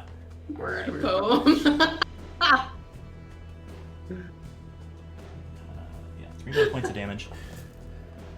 1 second to do the thing. Okay.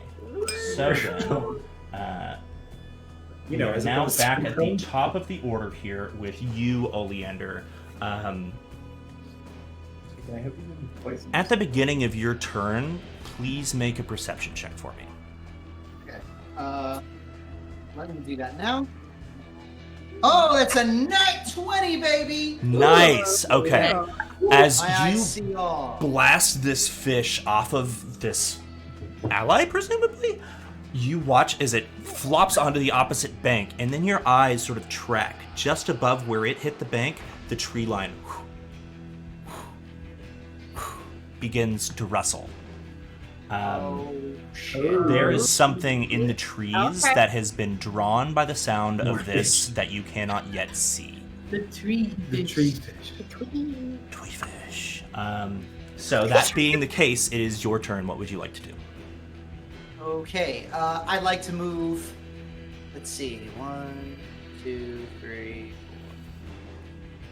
4, 6.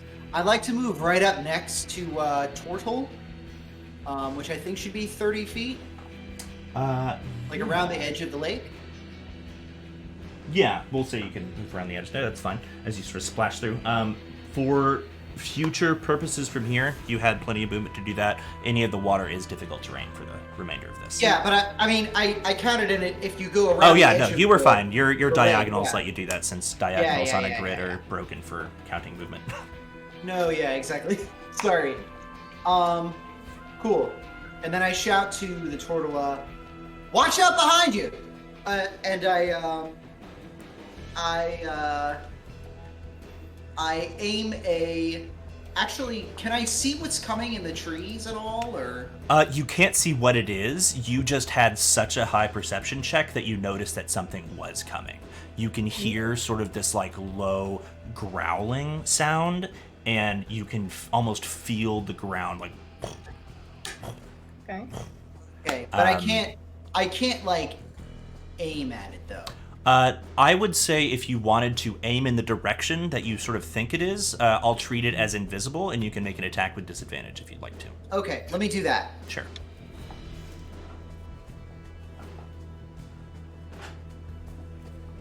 And this is with an Eldritch Blast, by the way. Okay, sounds good. Oh my god. No, that's an 8. That's an 8. Okay. As you sort of aim off into the trees, you blast another Eldritch Blast. You see a bunch of leaves just sort of and flutter to the ground, but you do not hear the cry of what you would assume it would sound like if you hit something back there. It seems like it went wide. You see birds kind of up into the air. But beyond that, no, it doesn't seem like you've made any purchase. Would you like to do anything else on your turn? No, that'll be it. Okay. Then with an initiative of 17, just after your 18, the thing in the trees approaches. Oh, great.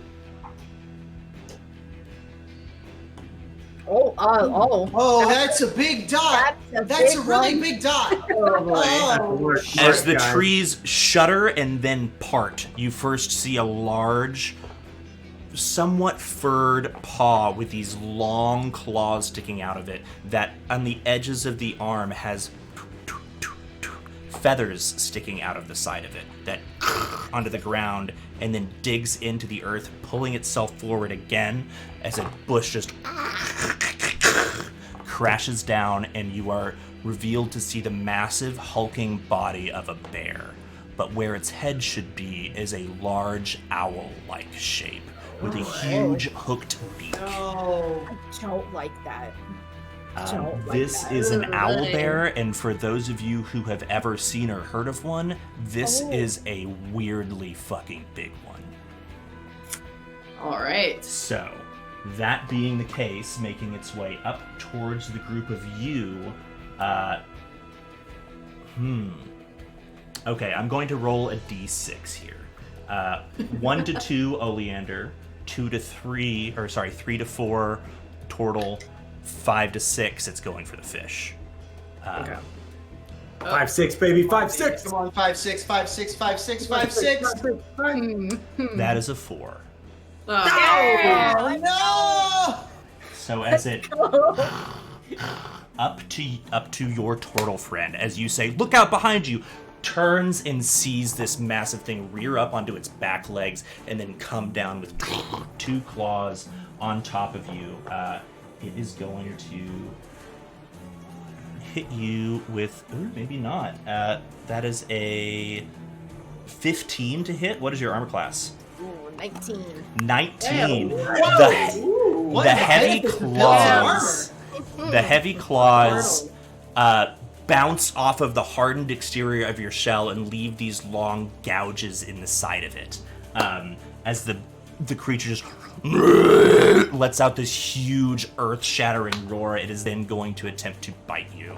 On top of that, with an 18, your armor class is 19. Both miss. Oh, darn Wow. it. As it again tries to bite at you and just its hardened beak just sort of pecks off the back of your shell, protecting you. Having your back turned in the situation, very beneficial. Ooh, yeah, thank you for slow reflexes, I suppose. Slow and steady wins that race, as popular Toro lore, or even Tor lore. That being said, then, we now have you, Glass, hearing this like loud, growling cry sort of echo across everything, but probably unable to see what's going on over there. You're still back at the cart with Ambrose. You sort of have the hat in your hand and are frozen after hearing that sound.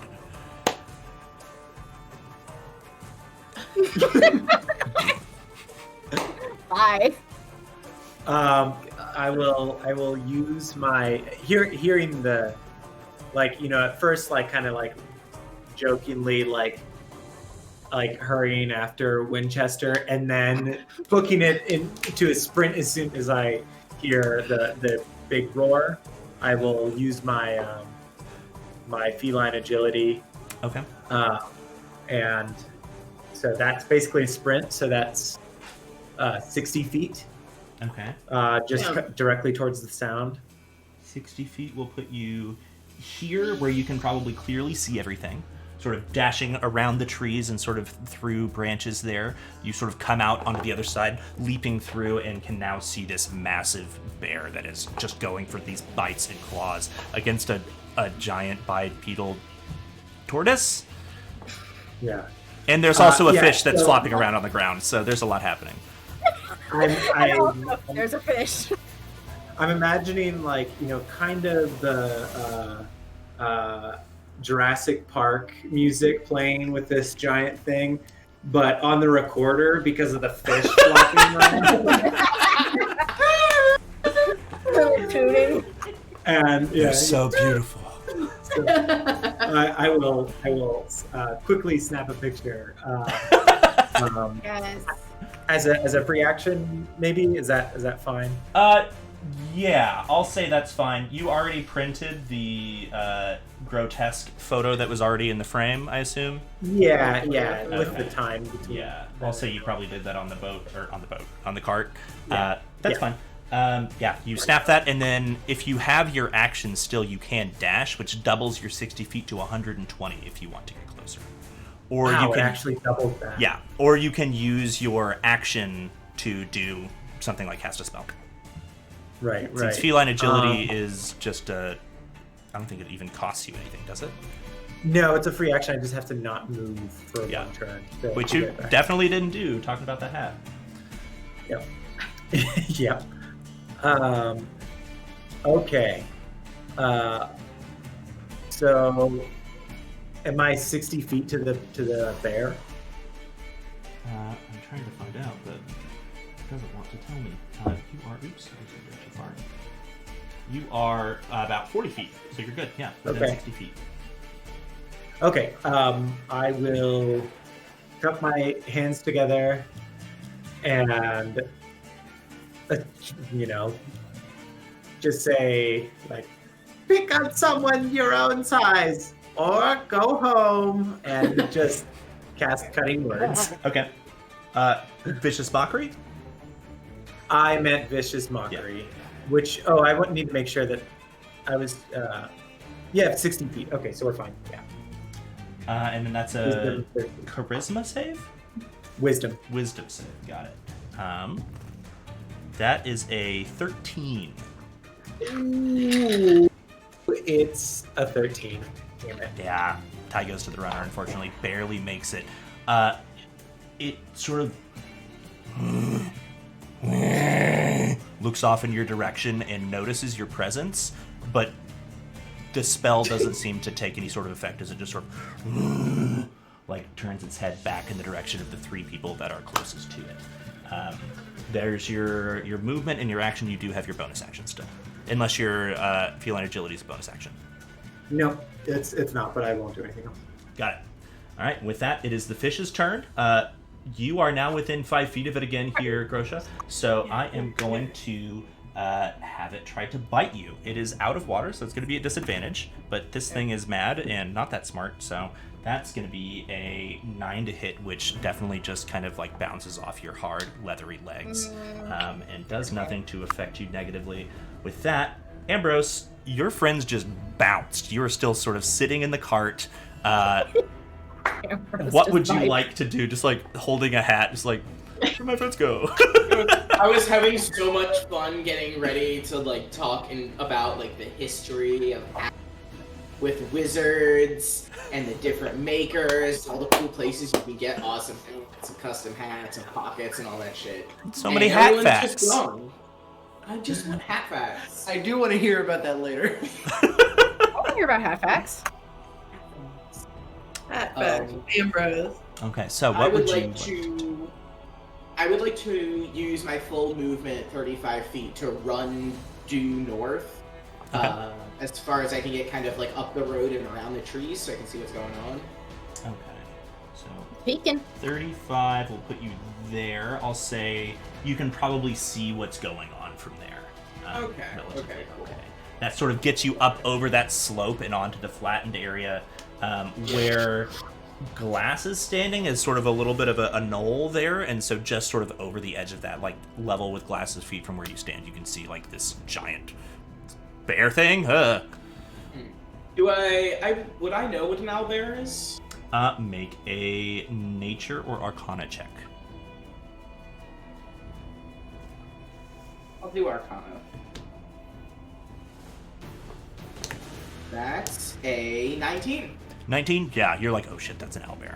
That's a, whoa, Okay. that's a really big owlbear. That owlbear is not normal. It's a messed up large one. Yeah. I like the phrase, you're not normal. Professional I- D&D messed up large one. I can still cast a spell this turn, right? Yeah. You have Okay, not cool. sprinted or anything like that, so you have your... Okay. Just wanted to make sure. I would like to cast the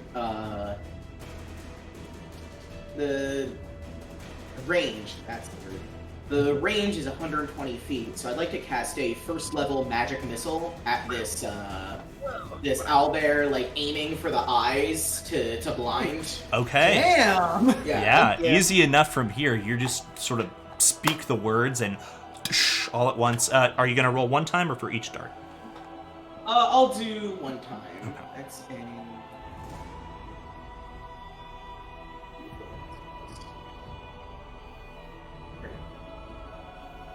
I like that we were all like, no, I don't think we need to join into combat. Yeah.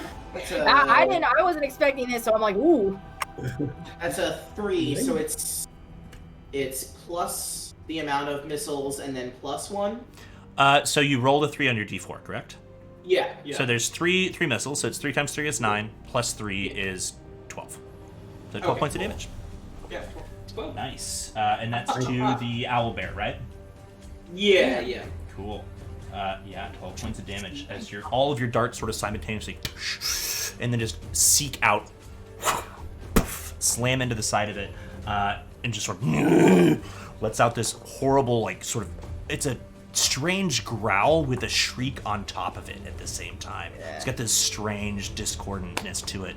I feel bad. You don't know a ton about these creatures, but the one thing you do know with that big check that you made a minute ago is these are not native to anywhere. These are something that somewhere in the long and sordid history of magic were created at some point and sort of continue to exist as they are as a result of sort of the hubris of spellcasters before you. Oh, I feel guilty now. Created this monstrosity. But they are also really fucking mean and will not stop hunting something until, you know. Yeah. Anyways, that's fun. I'm not feeling that guilty. It's Kevin's turn. Kevin's just chilling with me. Got it. Kevin's vibing. And then it is now your turn, Bree, hunkered behind this bush. What would you like to do? Right. Well, okay. I assume at this point I've either seen or heard the owlbear situation, Oh, yeah. and am no longer indifferent. And I kind of go, oh, shit. And I'll take all my movement to move towards the owlbear. Okay. And you And are then- 30 feet? 35 feet. 25. 25. That's right. Little Yeah. halfling legs. Little baby legs. Now I understand why you were asking about what you were asking about earlier today. I Yep. forgot about that. That Yeah. makes sense. And then I will send Winchester Okay. to do his now famous charge attack. Okay. He's gonna charge that owlbear. Okay. Um, As he moves forward, it's just at least 20 feet in a straight line, right? yeah. Cool. And then does he have pack tactics? Like a regular wolf Ooh. does? I don't know. Let's see. I think yes. I think so. But I don't remember what pack tactics is. Pack It's like- tactics is advantage as long as you have an ally within 5 feet. Warlock, Rogue, Ranger. Here we go. Cool. Beast of the Land. No. That is just a Oh, regular man. wolf thing and not a mystical beast companion wolf thing. But you do have the charge. Your pack tactics was replaced with the charge. So that's What'd you get? Bree? so, go ahead and make your attack on this thing. Well, with my modifier, rolled a big 5 to hit. 5 plus what? That's it. That's the Oh. plus. Yeah, that's with the plus. That definitely does not hit, Yeah. unfortunately. Yeah, as Winchester just dashes forward and goes to bite into something, he just sort of comes back up with a mouthful of feathers and just sort of spits them onto the ground. Winchester still has the hat on, and it like gets in his face. Oh, that's Oh too my God. cute. Oh, permanent hat for the dog. I love it. I'm like, yeah. My favorite frog rock. Alrighty. Oh, good. It stayed on. With that, then, you have the rest of your turn. That was your bonus action and your movement, Bree. You do still have your action if you want it. Oh, I think Winchester's attack is my action. I thought that was just a bonus action for you to command that. I don't know. I'm gonna stay where I'm at either way. Yeah, the bonus action would be it. So if you wanted to, you could fire at it with any sort of ranged weapon you have or stay put. Okay. Well, actually, in that case, maybe I will. I'll pull my bow out Okay. and take a shot at him.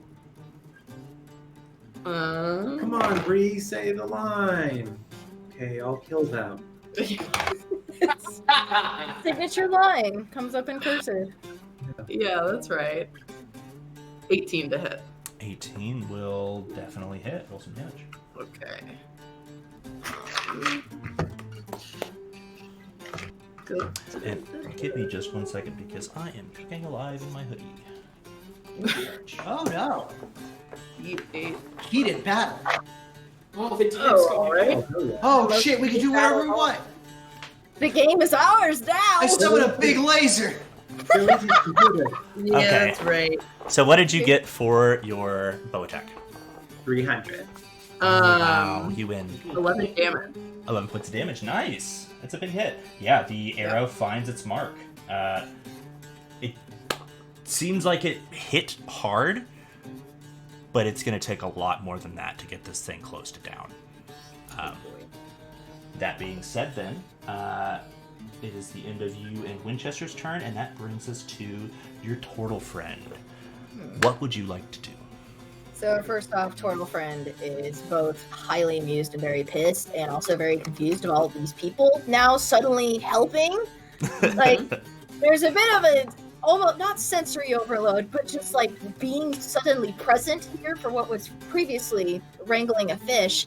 But considering that the owlbear has now taken a attempted not only strike but also bite after wrangling with the fish for how long? This turtle is just gonna look between Oleander and the fish and looks at the owlbear and is like, "You're the one who's been following me. You want this fish so bad? I'll let you have it." And then I'm gonna cast Acid Arrow. Okay. So Acid Arrow, I think, is a attack roll. You will have disadvantage on this because it's a ranged attack and you're within 5 feet of that. Do you want to do that, or do you want to back up first? If you back up, you will probably take attack of opportunity, though. Wait, I'll take an attack opportunity? It will get a strike at you if you back up, but your attack will not then be a disadvantage. All right, let's back it up because I'll get I'll take the advantage over. I'm pretty tough. I can take it. Sure. As you back up, it does swipe at you with its claws. Let's see. No, that is a natural 3, and it misses big time. As you back up, surprisingly quick for such a sort of lumbering large frame, you dash backwards into the water and begin to cast a spell. Go ahead and make a spell attack roll, please.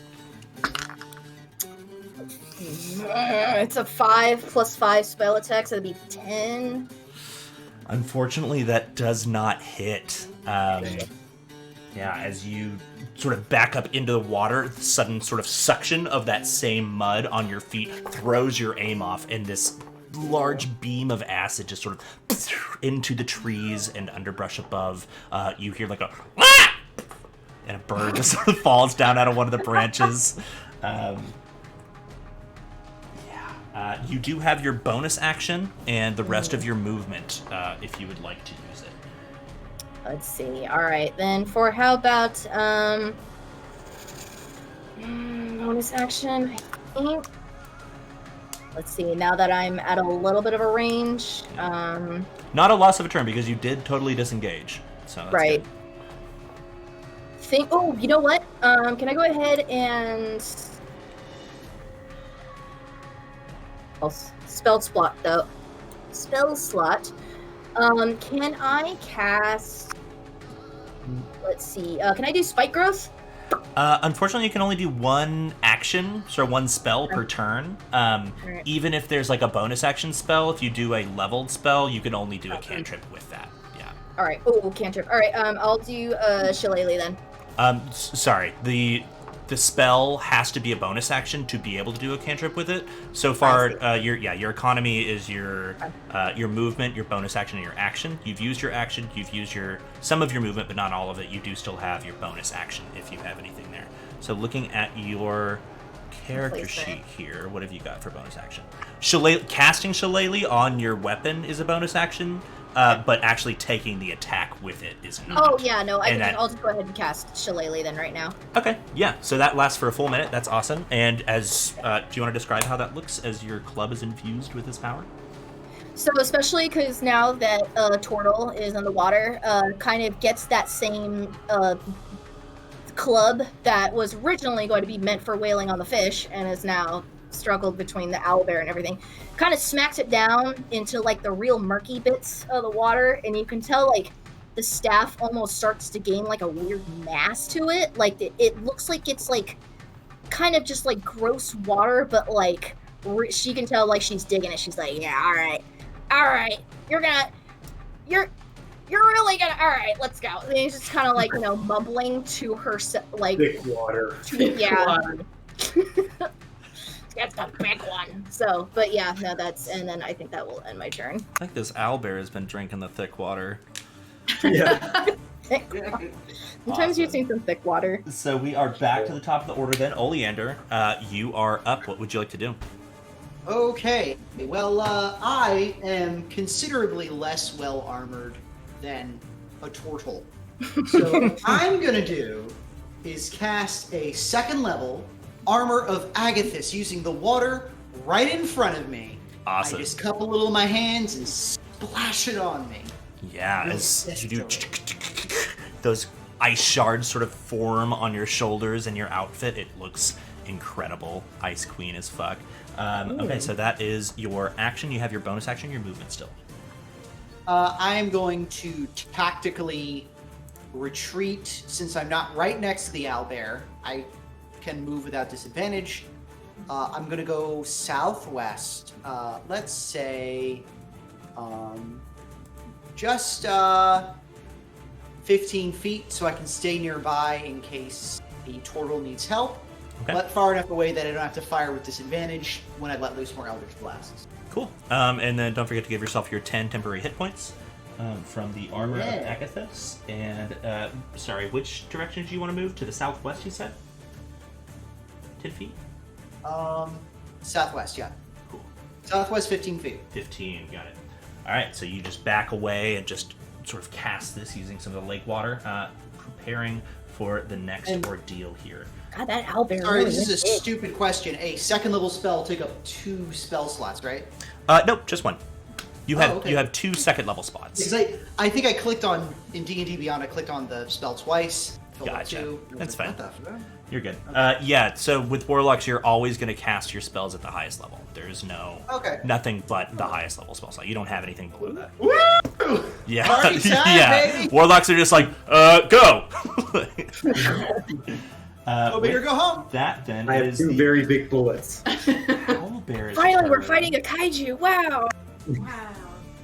who is going to honestly probably just take some swipes here at Winchester because Winchester just took a big old bite out of those feathers. So with that, No! going to be a claw attack first with a natural 1. Super duper misses. Sort of goes to like swipe at Winchester and just Falls over. completely whiffs. As such, sort of trips itself up by crossing its 2 paws over themselves and loses any ability to move for the turn. So its speed is 0. I'll say that. And then we'll go ahead and make a beak attack against Winchester as well. Wow. I rolled a natural 1 and then I rolled a natural 3. All right. That is the Yeah. 3-1-3 for this thing so far in the last 3 rolls. Terrible job. It is now your Owlbears, turn, really Glass. cursed creatures. What would you like Owlbear to do? also Yeah. has a hat on. Yeah. Finally Yeah, got a the gust hat of up. wind sort of Yeah. blows the hat into the owlbear's face and just. Oh, the hat! How embarrassing. How'd you get it back here? It is your turn, Glass. What would you like to do? Okay.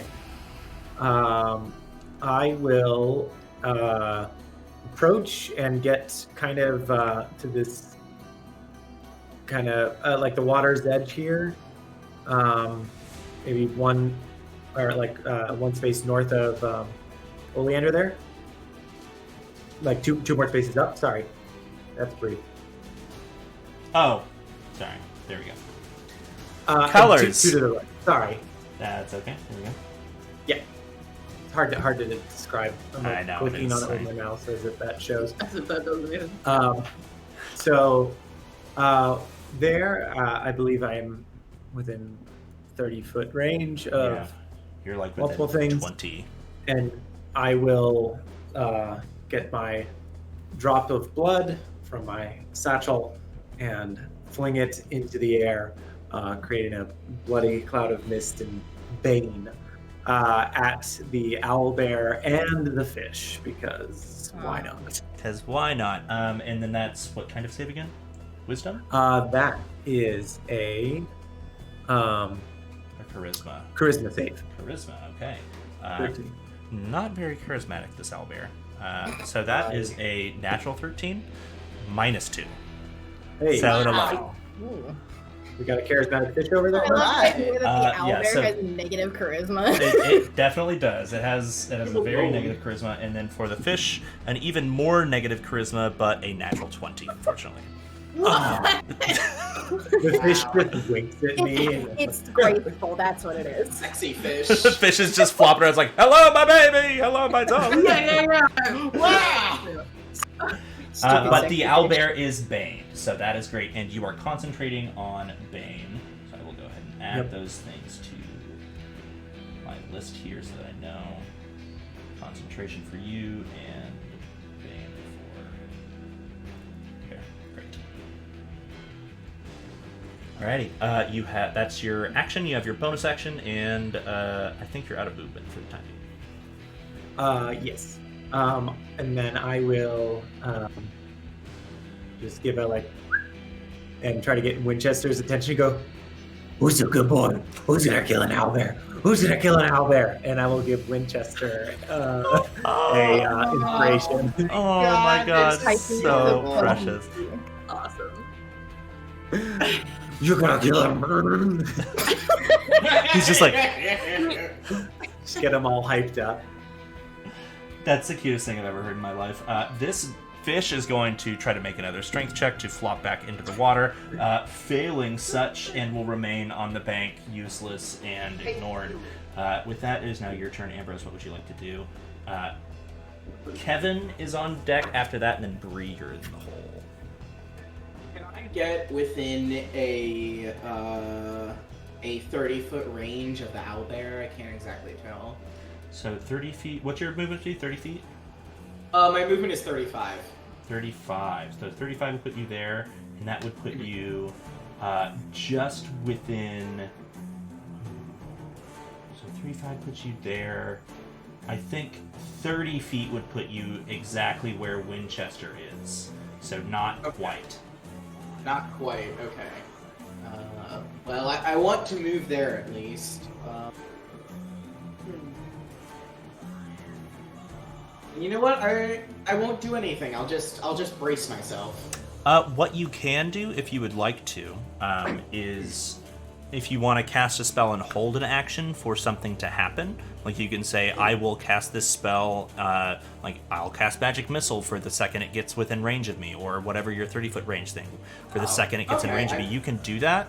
However, if your next turn comes up without whatever you qualify as like proccing that, or making that happen, the spell is lost because you do cast it, you just hold releasing it. Okay, I will do that actually. I would like to cast Reduce on this owlbear. Okay. The second it gets within 30 feet. Cool. I'm gonna make that fucker tiny and we can kick it. Okay. Cool. Yeah. So as you sort of build this spell up in your hands and then just sort of hold the energy there as long as you can, waiting for this moment to happen, that is your action, and you are currently concentrating on that effect. So anything that would cause you to lose concentration will also cause that spell to drop. That being said, you do have your bonus action if you would like it for any reason. Nah. Okay. It is then Kevin's turn, chilling with you still. Still chilling, yeah. Alrighty, and then Bree, it is now your turn. What would you like to do? All right. I will once again get as close as I can on my little halfling legs. 5, Okay. 10, 15, 20, 25 would be there, so that you're not touching the water and going through difficult terrain. Fine. And then Seeing the glass just inspired my canine companion. I will tell Winchester, all right, boy, you'll get him this time. And Winchester's gonna take another attack. All right, go for it. Big old bite. Oh, man. It's a 9 to hit. A total of 9, unfortunately. Wait. You can. I'm you about can- to say it, but you could use your thingy if you want Is to it this first. one? No, it's a D6. Wasted. That's 11. Sorry, not wasted, but 11, yeah, unfortunately does miss. Winchester gets another big old bite in that looks promising, just comes out with, yet again, nothing but feathers and fur. A strange mixture of the two. good job, boy. He sort of looks back at you with his tongue sticking out. It's just like all covered in like feathers. With that, then, Bree, you still have your action.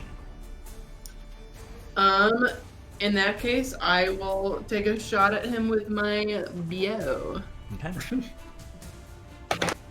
With your BO. Yeah. Ew. Yeah. Yummy.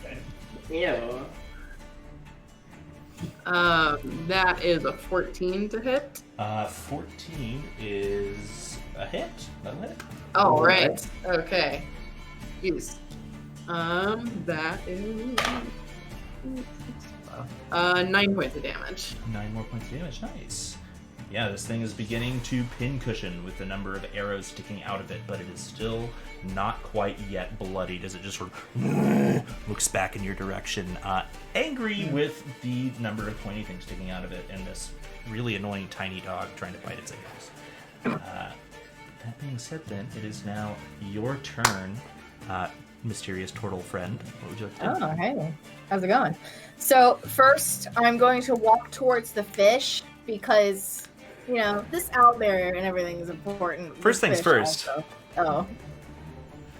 Okay. So, I'm going to go over and do as my primary action, since I'm seeing Shillelagh is actually like a bonus action rather than like a primary action. So Shillelagh just infuses your weapon as a bonus action. Okay. And then from then on, it persists on that weapon.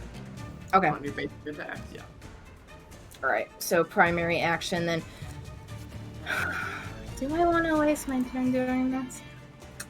Can I kick the fish? Just not even like doing like a very hard strike. I just want to kick it like away from the water so it doesn't swim away, or is that count as an unarmed strike action? How can we make this fair? It would normally be an action to do that.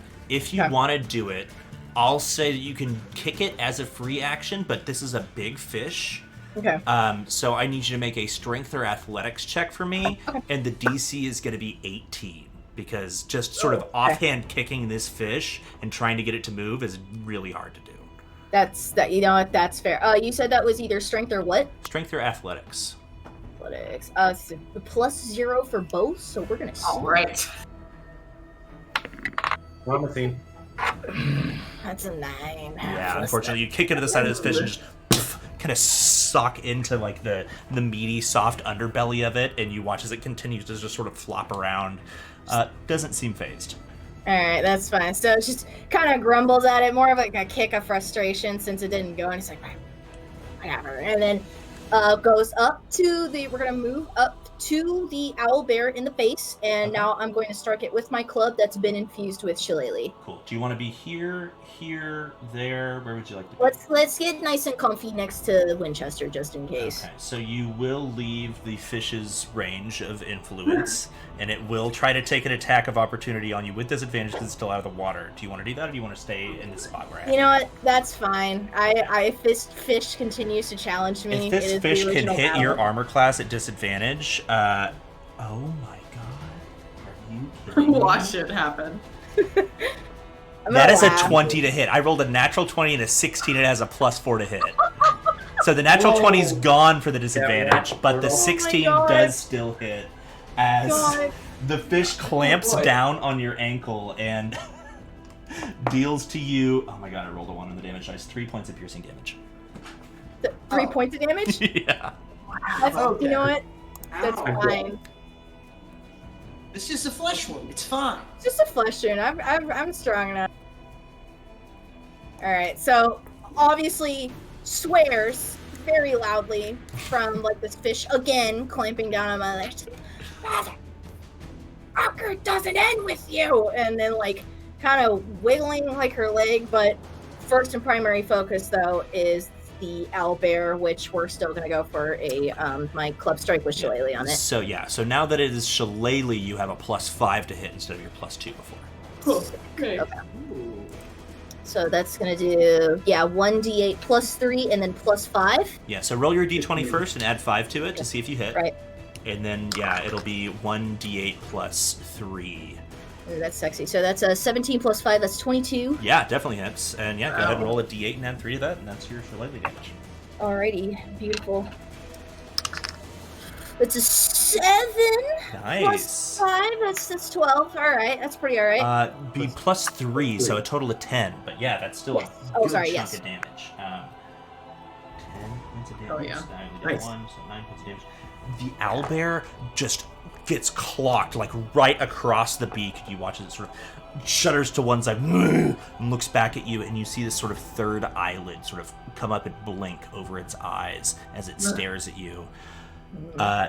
And as it does that, you see a small sort of trickle of blood sort of come out of the side of its beak. It is now bloodied. Ooh, did that hurt? Son? Does that make it all worth it for you? If you want it so bad, you're gonna have to take it off me first. He's love still this. talking smack. Cantankerous turtle so much. Awesome. Back to the top of the order then with Oleander. What would you like to do? It is you, All then the right. bear, and then Glass. All right. Let's go with old reliable. I'm gonna ready a good old-fashioned EB and Eldritch Blast right at the kisser of this freaking owlbear, and that is going to be. Ooh, that's going to be an 18. 18 hits. Roll some damage. All right. Come on, you got a good enough aim already, apparently. I'm gonna shout. You're really owl-bearable, you know that? Oh, I like it already. Give it all you got. Yep. That's gonna be 9 points of damage. Nice. Yeah. Just battering this thing at this point. It is bloodied and just sort of taking hits in all directions. It hasn't really done anything that would require it, but I do remember now looking at it that it is baned, so this next series of attacks will have a d4 subtracted from them. Yep. It is going to look at the two of you here.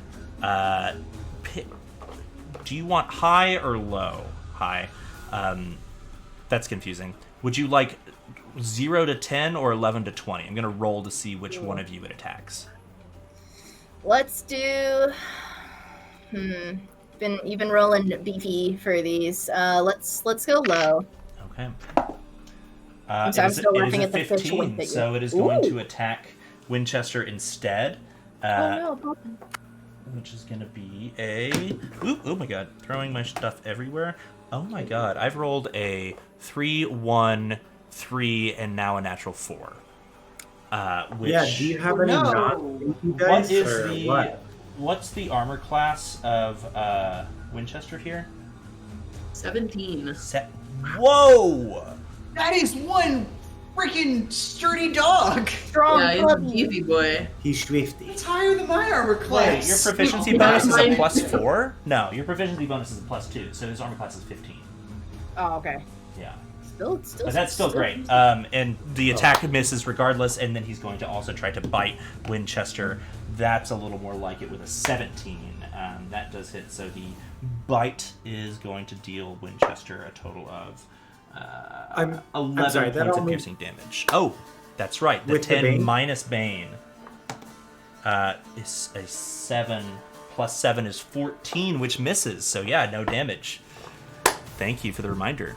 Got caught up with the Winchester AC Right. calculation. Forgot All about math Bane. there. Yeah. Dang. Bane Ye coming shall in never to see save us. the day Fish is again. still winking at you. This bear is frustrated. It's plain to see. Glass, you are now up. You're maintaining concentration on Bane. Can you have your full turn? I'm gonna look at all the arrows in it and say, "Seems cool," and shoot it. Okay. Awesome. All right, that'll hit 22 or something. Yeah, nice. Love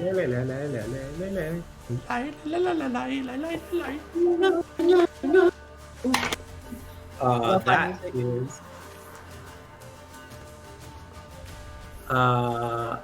9 points of damage. Ooh. Wow. That's a big old crossbow bolt. Yeah, 6 plus 3. Trained well by your friend Oleander, you hit this thing hard, sort of right where its sort of big front legs like meet in the middle, just right just above where its sternum would be, and you watch it sort of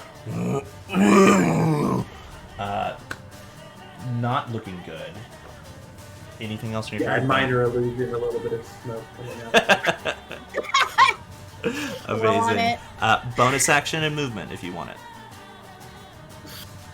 Free action, middle finger, and that's it. Alright, with that, the goddamn fish is gonna go. It's gonna try to make its strength check to get back into the water. Fish. Dude, that's a natural too. I cannot roll Oh my to get this God. fish in the This water to fish save my is life. like It's just like, by You this have point, a how many nice rounds has this jail been? open? 1, 2, 3, 4 rounds. I'm gonna make a Constitution saving throw to see if it's starting to, suffocate from being out of the water. It's so bad. And now it usually rolls- Don't do too good. And now it rolls a 20. So Oh, it's awesome. it's like I can breathe air. This is what I'm here to be doing. Great. It's growing legs. It really Right. like It's hanging onto the evolving. turtle's leg. It can't do anything to save its life. That Eldritch Blast to knock it onto the bank changed this fight so much, Oleander. So smart, thank you. With that, then, Ambrose, it is your turn. Unfortunately, the spell that you were holding does dissipate at this point, so you have to mark off that spell Oh. slot for reduce because it never got within range. Mm. Ooh, I thought that I would be able to move before that. No, it's at the start of your next turn. If that's something you wouldn't have done, understanding that, then that's okay. I'll let you keep it. Yeah. But for next time, yeah. Okay, yeah, I wouldn't have done that knowing that I couldn't move beforehand. Yeah, it's at the before you do anything on your turn. If you haven't released it, it's gone. Okay, well, that's on me. Okay. Well, I will move forward regardless about, I guess 20 feet due north. And because that was not explained completely by me, don't worry about marking off that spell slot. We'll just say you didn't do that because I'm the Alright. one who told you to do it in the first place, and you wouldn't have done it if I hadn't told you and explained it. I should have taken that more literally. I have poo-pooed a fool. It's okay. Alrighty, so there you are. You've moved forward about 20 feet. What would you like to do? Let's see. If you want to cast Reduce now, you certainly may, but... I think I will, yeah. Okay. Because I could cast Ice Knife, but that would ruin everyone's day. Classic ice You know, fish. be flex. Love that friendly fire with that one. Okay, cool. So what kind of a save is Enlarge Reduce? It is a Constitution saving throw of at least 14. Alrighty. That is a natural 13 plus 3, unfortunately. So a total of Oh, six. Bane! Bane. Okay, so right now it is at a 16. It has to roll a 3 or more. So 50% chance here for this. Let's go. And I rolled a 4. Yeah. Bane saves the day again. Oh Yeah, so I assume you're not enlarging this creature, you are reducing it? No, I'm gonna make it real big. No, Make the challenge. Yeah, the square cube law. It's part of stuff. No. Uh-uh. no, this guy's getting tiny. And small and So Get a, just to look at this. Disadvantage on strength checks and strength saving throws. Okay. Its size is halved in all dimensions. Oh, it does actually reduce it a size on the board. So Ooh. I have to. Oh god, I'm sorry. I'll just do this. Your tricksy wizard shenanigans ruined everything again. You know how it is being a wizard. It seems dope. I can't wait to do this in person and use real minis one day. Right. So let's see. It has a. We were looking at Dwarven Forge. Oh my gosh. Oh, that's dangerous. I know. Oh yeah, I have every character from pretty much every campaign. I think maybe The except for y'all. fucking caviar of Legos. I am going to just put this over here for now. It'll continue to sort of take its turns there, but that is now. Oh, that's the fish. Sorry. There you go. There's the bear. B1 is the bear. Oh, It is now shrunk. I will let you choose if you want it to shrink to which of these 4 locations here. The one close to Winchester is good, because Okay. then, isn't it technically being flanked then, or would that have to be? The line has to go from one space through the enemy to the other Okay. space, so it's Yeah. not flanked Okay, yet. still next to Winchester is fine. Yeah. Okay, cool. Yeah, it's shrinked. Its weapons Yeah. shrink to match its new size. So basically, if you were already doing Bane to its like attack rolls and saving throws, this now also subtracts a D4 from all of its attacks and damage as well. So Double Bane. this thing You is are having a weak like tough baby. time. Great job with Bane, by the way, keeping those saving throws messed up. no. Is amazing. Yeah. Yeah. I was Bane. born from the magic, molded by it, but not to my advantage. Cool. So, Ambrose, you are concentrating on that. Let me add that in really fast so I don't forget. Concentrating and having a great time. And then you do have your bonus action and your movement still if you would like to use, or I guess you have your movement minus 20 feet. I will move north about 10 feet, so I'm kind of on the same line as a. Got it. Winchester. Yeah. Yeah, and now this bear is just down to still like the size of like a lion. It's still a big creature, but it is nowhere near the like 10-foot square size that it was before. With that, Kevin's turn, chilling still. Kevin's chilling. Alrighty, and then Bree, you are now up with Winchester, and then at the end of that, Turtle Friend. All right.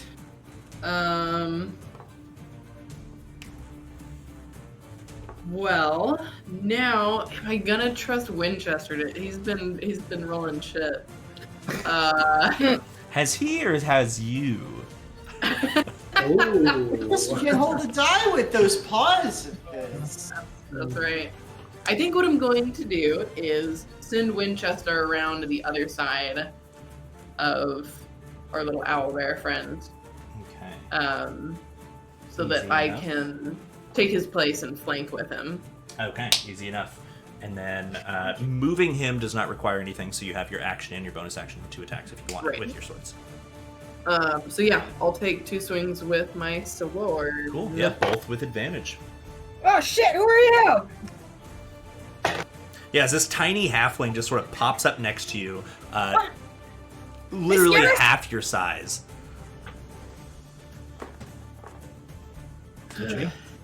Yeah, that's a 20 to hit. 20 definitely hits. Roll some damage on the first one. I don't have anything, so 9 points of damage. 9, nice.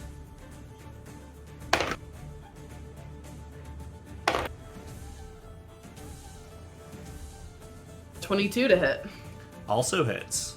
Ooh. and then 8 points of damage. 8 points of Yeah. damage. This Yeah, max thing damage there. is Badass. looking really, really rough. That was a huge round. 17 points in a round is big. Ooh. Yeah, this thing is on its very, very last legs. You can see that it's sort of beginning to like stumble and barely keep itself upright. Still sort of adjusting to its lighter weight from being smaller. At this point, then, Winchester's just for maintaining position. Turtle, friend, what would you like to do? We're all seeing that this unfortunate creature is now heartily reduced in size and is most likely on its last legs. we're gonna smack it over the head again with Okay. my club infused with shillelagh. I will say that you have advantage on this because Cool. you are still sort of flanking here with Winchester. Okay. Excellent. So I'm gonna roll the hit for that. That's a 16 plus. Oh yeah, 16 plus anything definitely hits. Go ahead and roll some damage. Next. All right. That's my. God. I'm gonna get it. All right. 1d8 plus 35. So there you are. That's a 1, and then plus 5 with the shillelagh makes it nice and strong, so 6. 6. Or 1 plus. What the shillelagh is. Isn't it plus? Sorry. No, yeah, please. Shillelagh is a d8 plus 3. Oh, plus 3. I'm sorry. Okay, so I was looking at the plus. Oh, the hit, that's your added to your d20, and then next That's to it fine. it says a d8 plus 3, that's your damage, yeah. I see. Okay, so the plus 5 for Just the initial d20, attack. And yeah. then. Okay, Yeah. so 1 and then plus 3, that's 4. 4 points of damage. Yeah. As you smack this thing, you watch as it just sort of, and then just stumbles to one side, begins to pick itself back up, and then down onto one arm and down onto the other, begins to go down, and like, you can tell that this thing is doing everything that it can to stay alive at this point. You have reduced it below 0 hit points. However, this creature has a feature called Indomitable, where A creature feature. Relentless, where if it takes 25 damage or less, that would reduce it to 0 hit points. It is reduced to 1 hit point instead. So you have Wow. now the option here with this thing on its very last legs to deliver the killing blow. You go ahead and make one more attack with your shillelagh with advantage. Okay. All right. So just the shillelagh throw. I don't need to do another attack roll. You do need to do another attack roll with advantage. So roll 2 more d20 and take the higher of the Okay. 2. It's an 8 and oh, hello. 8 and a 1. Okay, so Oh. 8 plus 5 is 13, which Okay. is exactly the armor class of the owlbear. Wow, how handy. All right. So go ahead and roll some damage then. It's going to be your Ooh. d8 plus 3. Okay, here we go. Bonk. That's a 5 and then plus 3, back up to 8. Awesome. So with 8 more points of damage, had 1 hit point left. How do you want to do this? Ooh. So the club, obviously, it's kind of like, built like a walking staff, but it's also got like a nice, weighted club up on the end of it. So seeing that this thing is on its last legs, she's gonna kind of like do like that real old salty cackle, twirls it around kinda, and hits it like it's a putting, like a golf home run. I don't know the term. Putting golf home run is the greatest expression of queer understanding of sports I've ever heard in my life. Squirrels! Yes. Touchdown. Goal!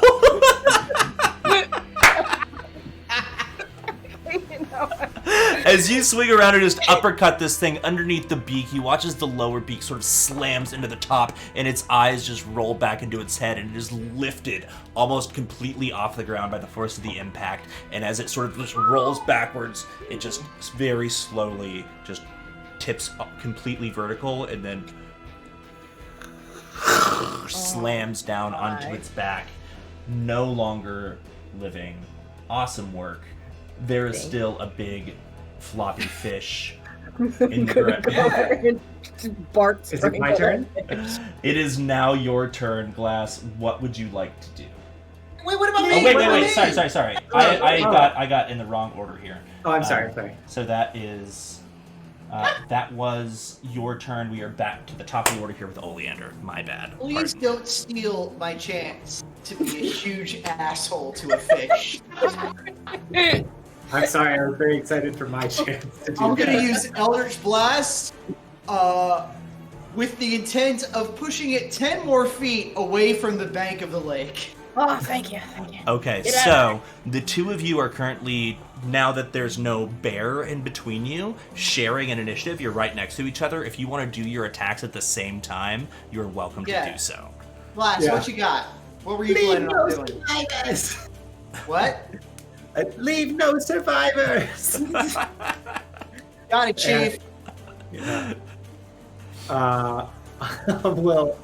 I will sing that like a song and give you an advantage with it too. Okay, yeah, giving the help Yeah, action, so blast. you have advantage on your Eldritch Blast here. Go for it. Or not advantage. Sorry, Bardic Inspiration. Oh, okay. Okay. You can use your help action to give advantage on this if you want to. I will use that advantage, yeah. Well, Either or. It's one of I the would two. use What? my action to shoot it as well, but give Okay. you Bardic Inspiration. So Bardic Inspiration to you, and then both of you are shooting We'll it at both the same shoot it. time. I will use Bardic Inspiration. Okay. I rolled a 13, and then what do I do for that? Is that rolling a d6? I forget every time. You roll Yeah, a roll d6 a and add it. Oh, +3, so that's a 16 to hit. 16 definitely hits. Go ahead and roll damage, and then Glass, do the same for me. Okay. All right, I got a 20. That I got hits a a fish. shit. I got a 1 + 3 is 4. 4, okay. And then But Glass. I also push it back 10 feet. I connect. That was really what I was gunning for. And I got a 9 damage. Okay, so with 7 hit points remaining, not quite enough for just the Eldritch Blast to do it, but thank God for the combined forces. As you knock this thing backwards, it hits one of the rocks on the bank and just sort of into the air, and out of the air, you pop it, and as it flops to the ground, it just sort of hits in this big wet puddle of like muck and like, you know, how it's all loamy and gooshy on the side of a pond there. So goofy. Yeah, this fish ain't live no more. I minor Fish illusion. tacos! Huge. As combat sort of comes to a close and the area around you just begins to still, and you can slowly begin to hear over the cries of this owl bear attacking you the sounds of birds in the trees elsewhere, and small creatures by the pond begin to return to their frog songs and whatnot. The soft breeze sort of continues to blow through the autumn area. Everything returns to peace. With that, you all stand around this strange creature that you've never seen before. Oleander, yes. I'd like to high five Blast, please. I will high five you, and then minor illusion sunglasses on both of them. Yeah! God, they drop down. Oh my god, incredible. Minor illusion's the best spell to ever happen to me. The best cantrip. Mhm, mhm. It shouldn't be free, but it is. It's, Yeah. I'm gonna look back at them and just tell them like, so the weirdest way to catch a fish I've ever seen, but you know, I guess it worked. Whatever works. And that made it work. Thanks for not pushing it back in. What did that fish like Wait, I wait, don't wait, know. wait. Hold on. And then like start doing the like, schmuppy walk over to like this where they knocked back the fish, and like it's heavy. Like it's one of those like in season halibuts that like, you go to the restaurant No. charge a whole bunch for, and picks it up and is like looking at it to like make sure he didn't hit like the real like like a certain part, like kind of scratching off the mud and everything. It's like, oh, you didn't hit the eyes. We're eating good tonight. Oh my god. Amazing. okay. Um, I'm good. yeah, that's not normally the part that I eat. I've been hunting I joke. this snapjaw barracuda that only comes around this exact type of area and season for it, and I've think I've been around a little too. Something's happening with her. This one's obviously a little bit bigger than normal. You saw me struggling there, but you know what? That's fine. You, all heading anywhere? Did you care for some... What time is it? It's time, Looking right? up, it's probably like, noon, 1 o'clock. Y'all had lunch yet? You don't mind waiting a few hours? lunch. Fish tacos. What's a taco? Amazing. Al pastor, my Um, fave. I will walk over and pick up the hat off the ground Thank you, from the thank middle of the you. planet. I think it must have made this hat big too. Whatever's in the water. Where did you... You know what? Thank you. You know what? Why don't you... I can make a bunch more of it. And it looks nice. Why don't you keep it?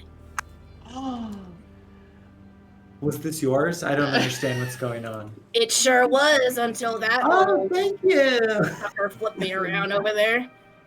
You don't understand. Fishing as a panther is perfect. You just sit there, a current goes by, and you wait for it, and then...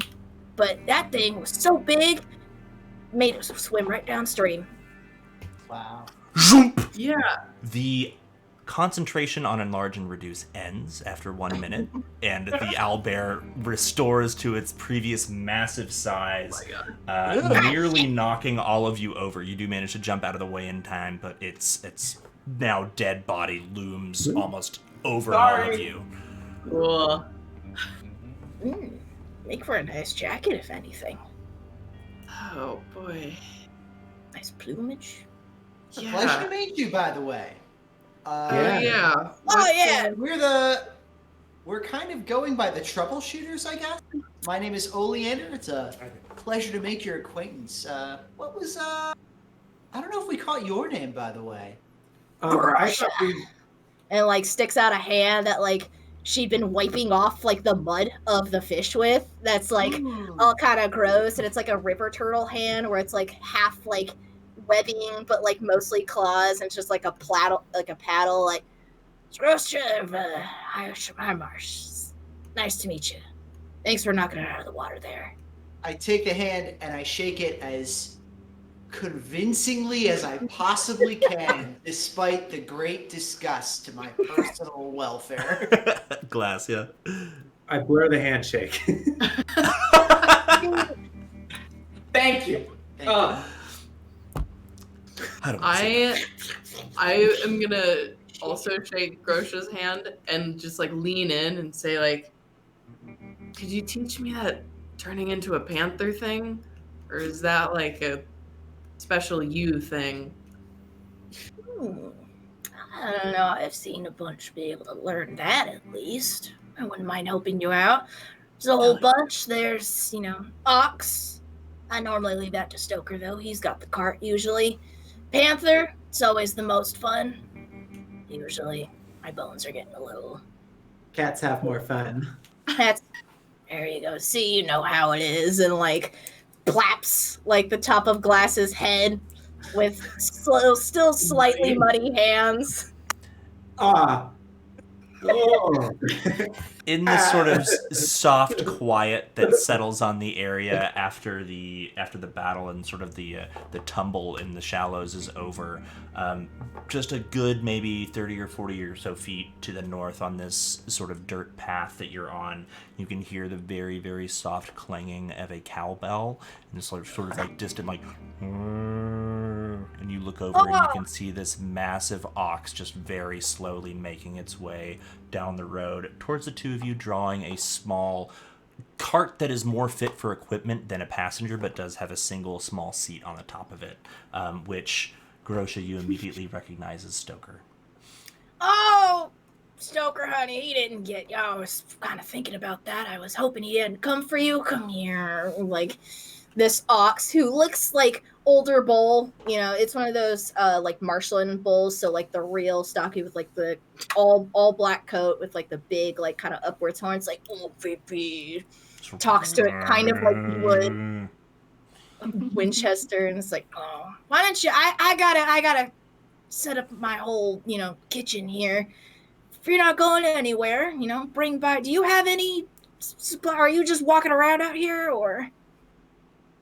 We have some. Yeah, we're not doing anything. Yeah. Oh yeah. Yeah. No, we're just wandering Tourists. tourists. Yeah, we have some supplies. Ooh. Bring it Uh, around for tea or that lunch we were talking about. I would say, those of you who just said that, make deception checks for me. Ooh. Me. Ooh. I think I know I did, and then I I get it. don't know. Okay. Probably just. Oh, that's gonna be a 6. God. Oh, that's sucky. And like charisma's my best thing too. That's sad. That's very sad. 23. 23. Holy shit! Wow. Okay. So, Grosha, just your passive insight is a 15. You definitely catch that Oleander is being a little funny with the truth, but you're not entirely sure in what way. Yeah. But the cat there kind of seems like he's backing the story up. Seems I'm a good liar. He's all right. Let's see. Yeah. Just hunting for mushrooms.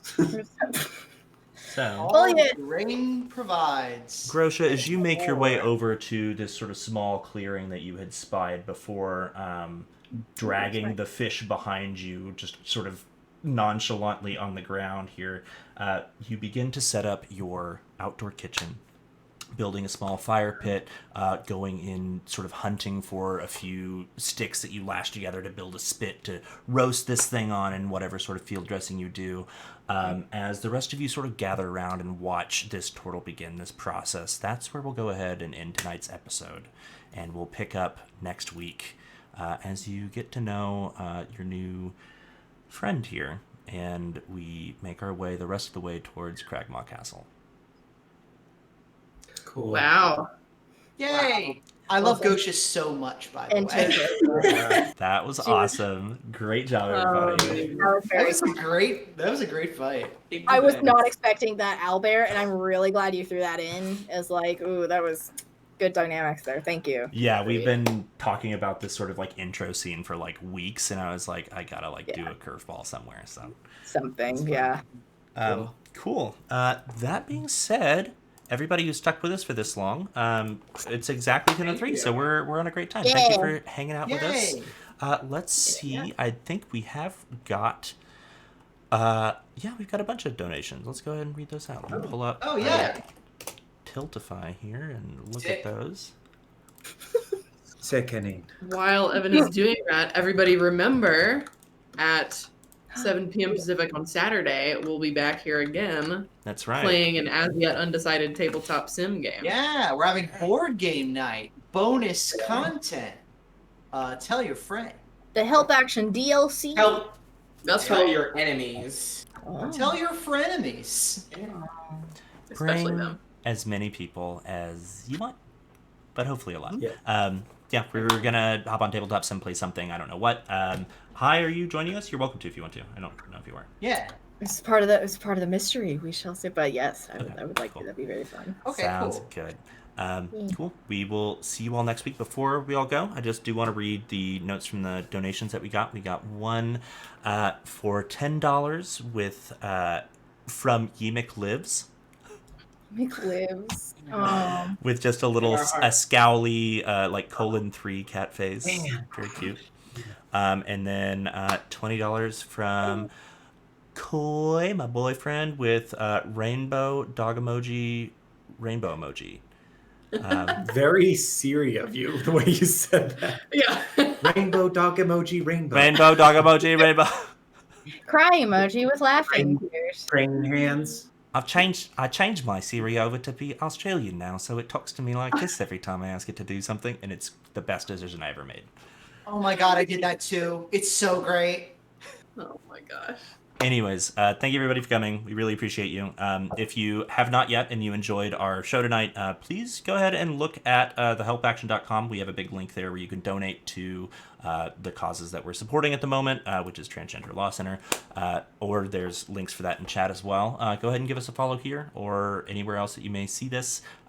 This will be on YouTube shortly, and aside from that, as long as there's no other announcements. Oh, obviously, huge thank you to Hi for joining for a couple episodes and for your long history of being a friend of the show and modding for us and everything. So thank you. Thanks for stopping by and having me. It's been a delight workshopping this and, as always, watching everybody while moderating. You did awesome. And I think with that, it's time for us to say goodnight. So thanks, everybody. Have a good Night. night. See you Catch next you time. this Saturday. Yeah, we'll see you on Saturday. Be good to each other. Yeah, be good. Bye, everybody.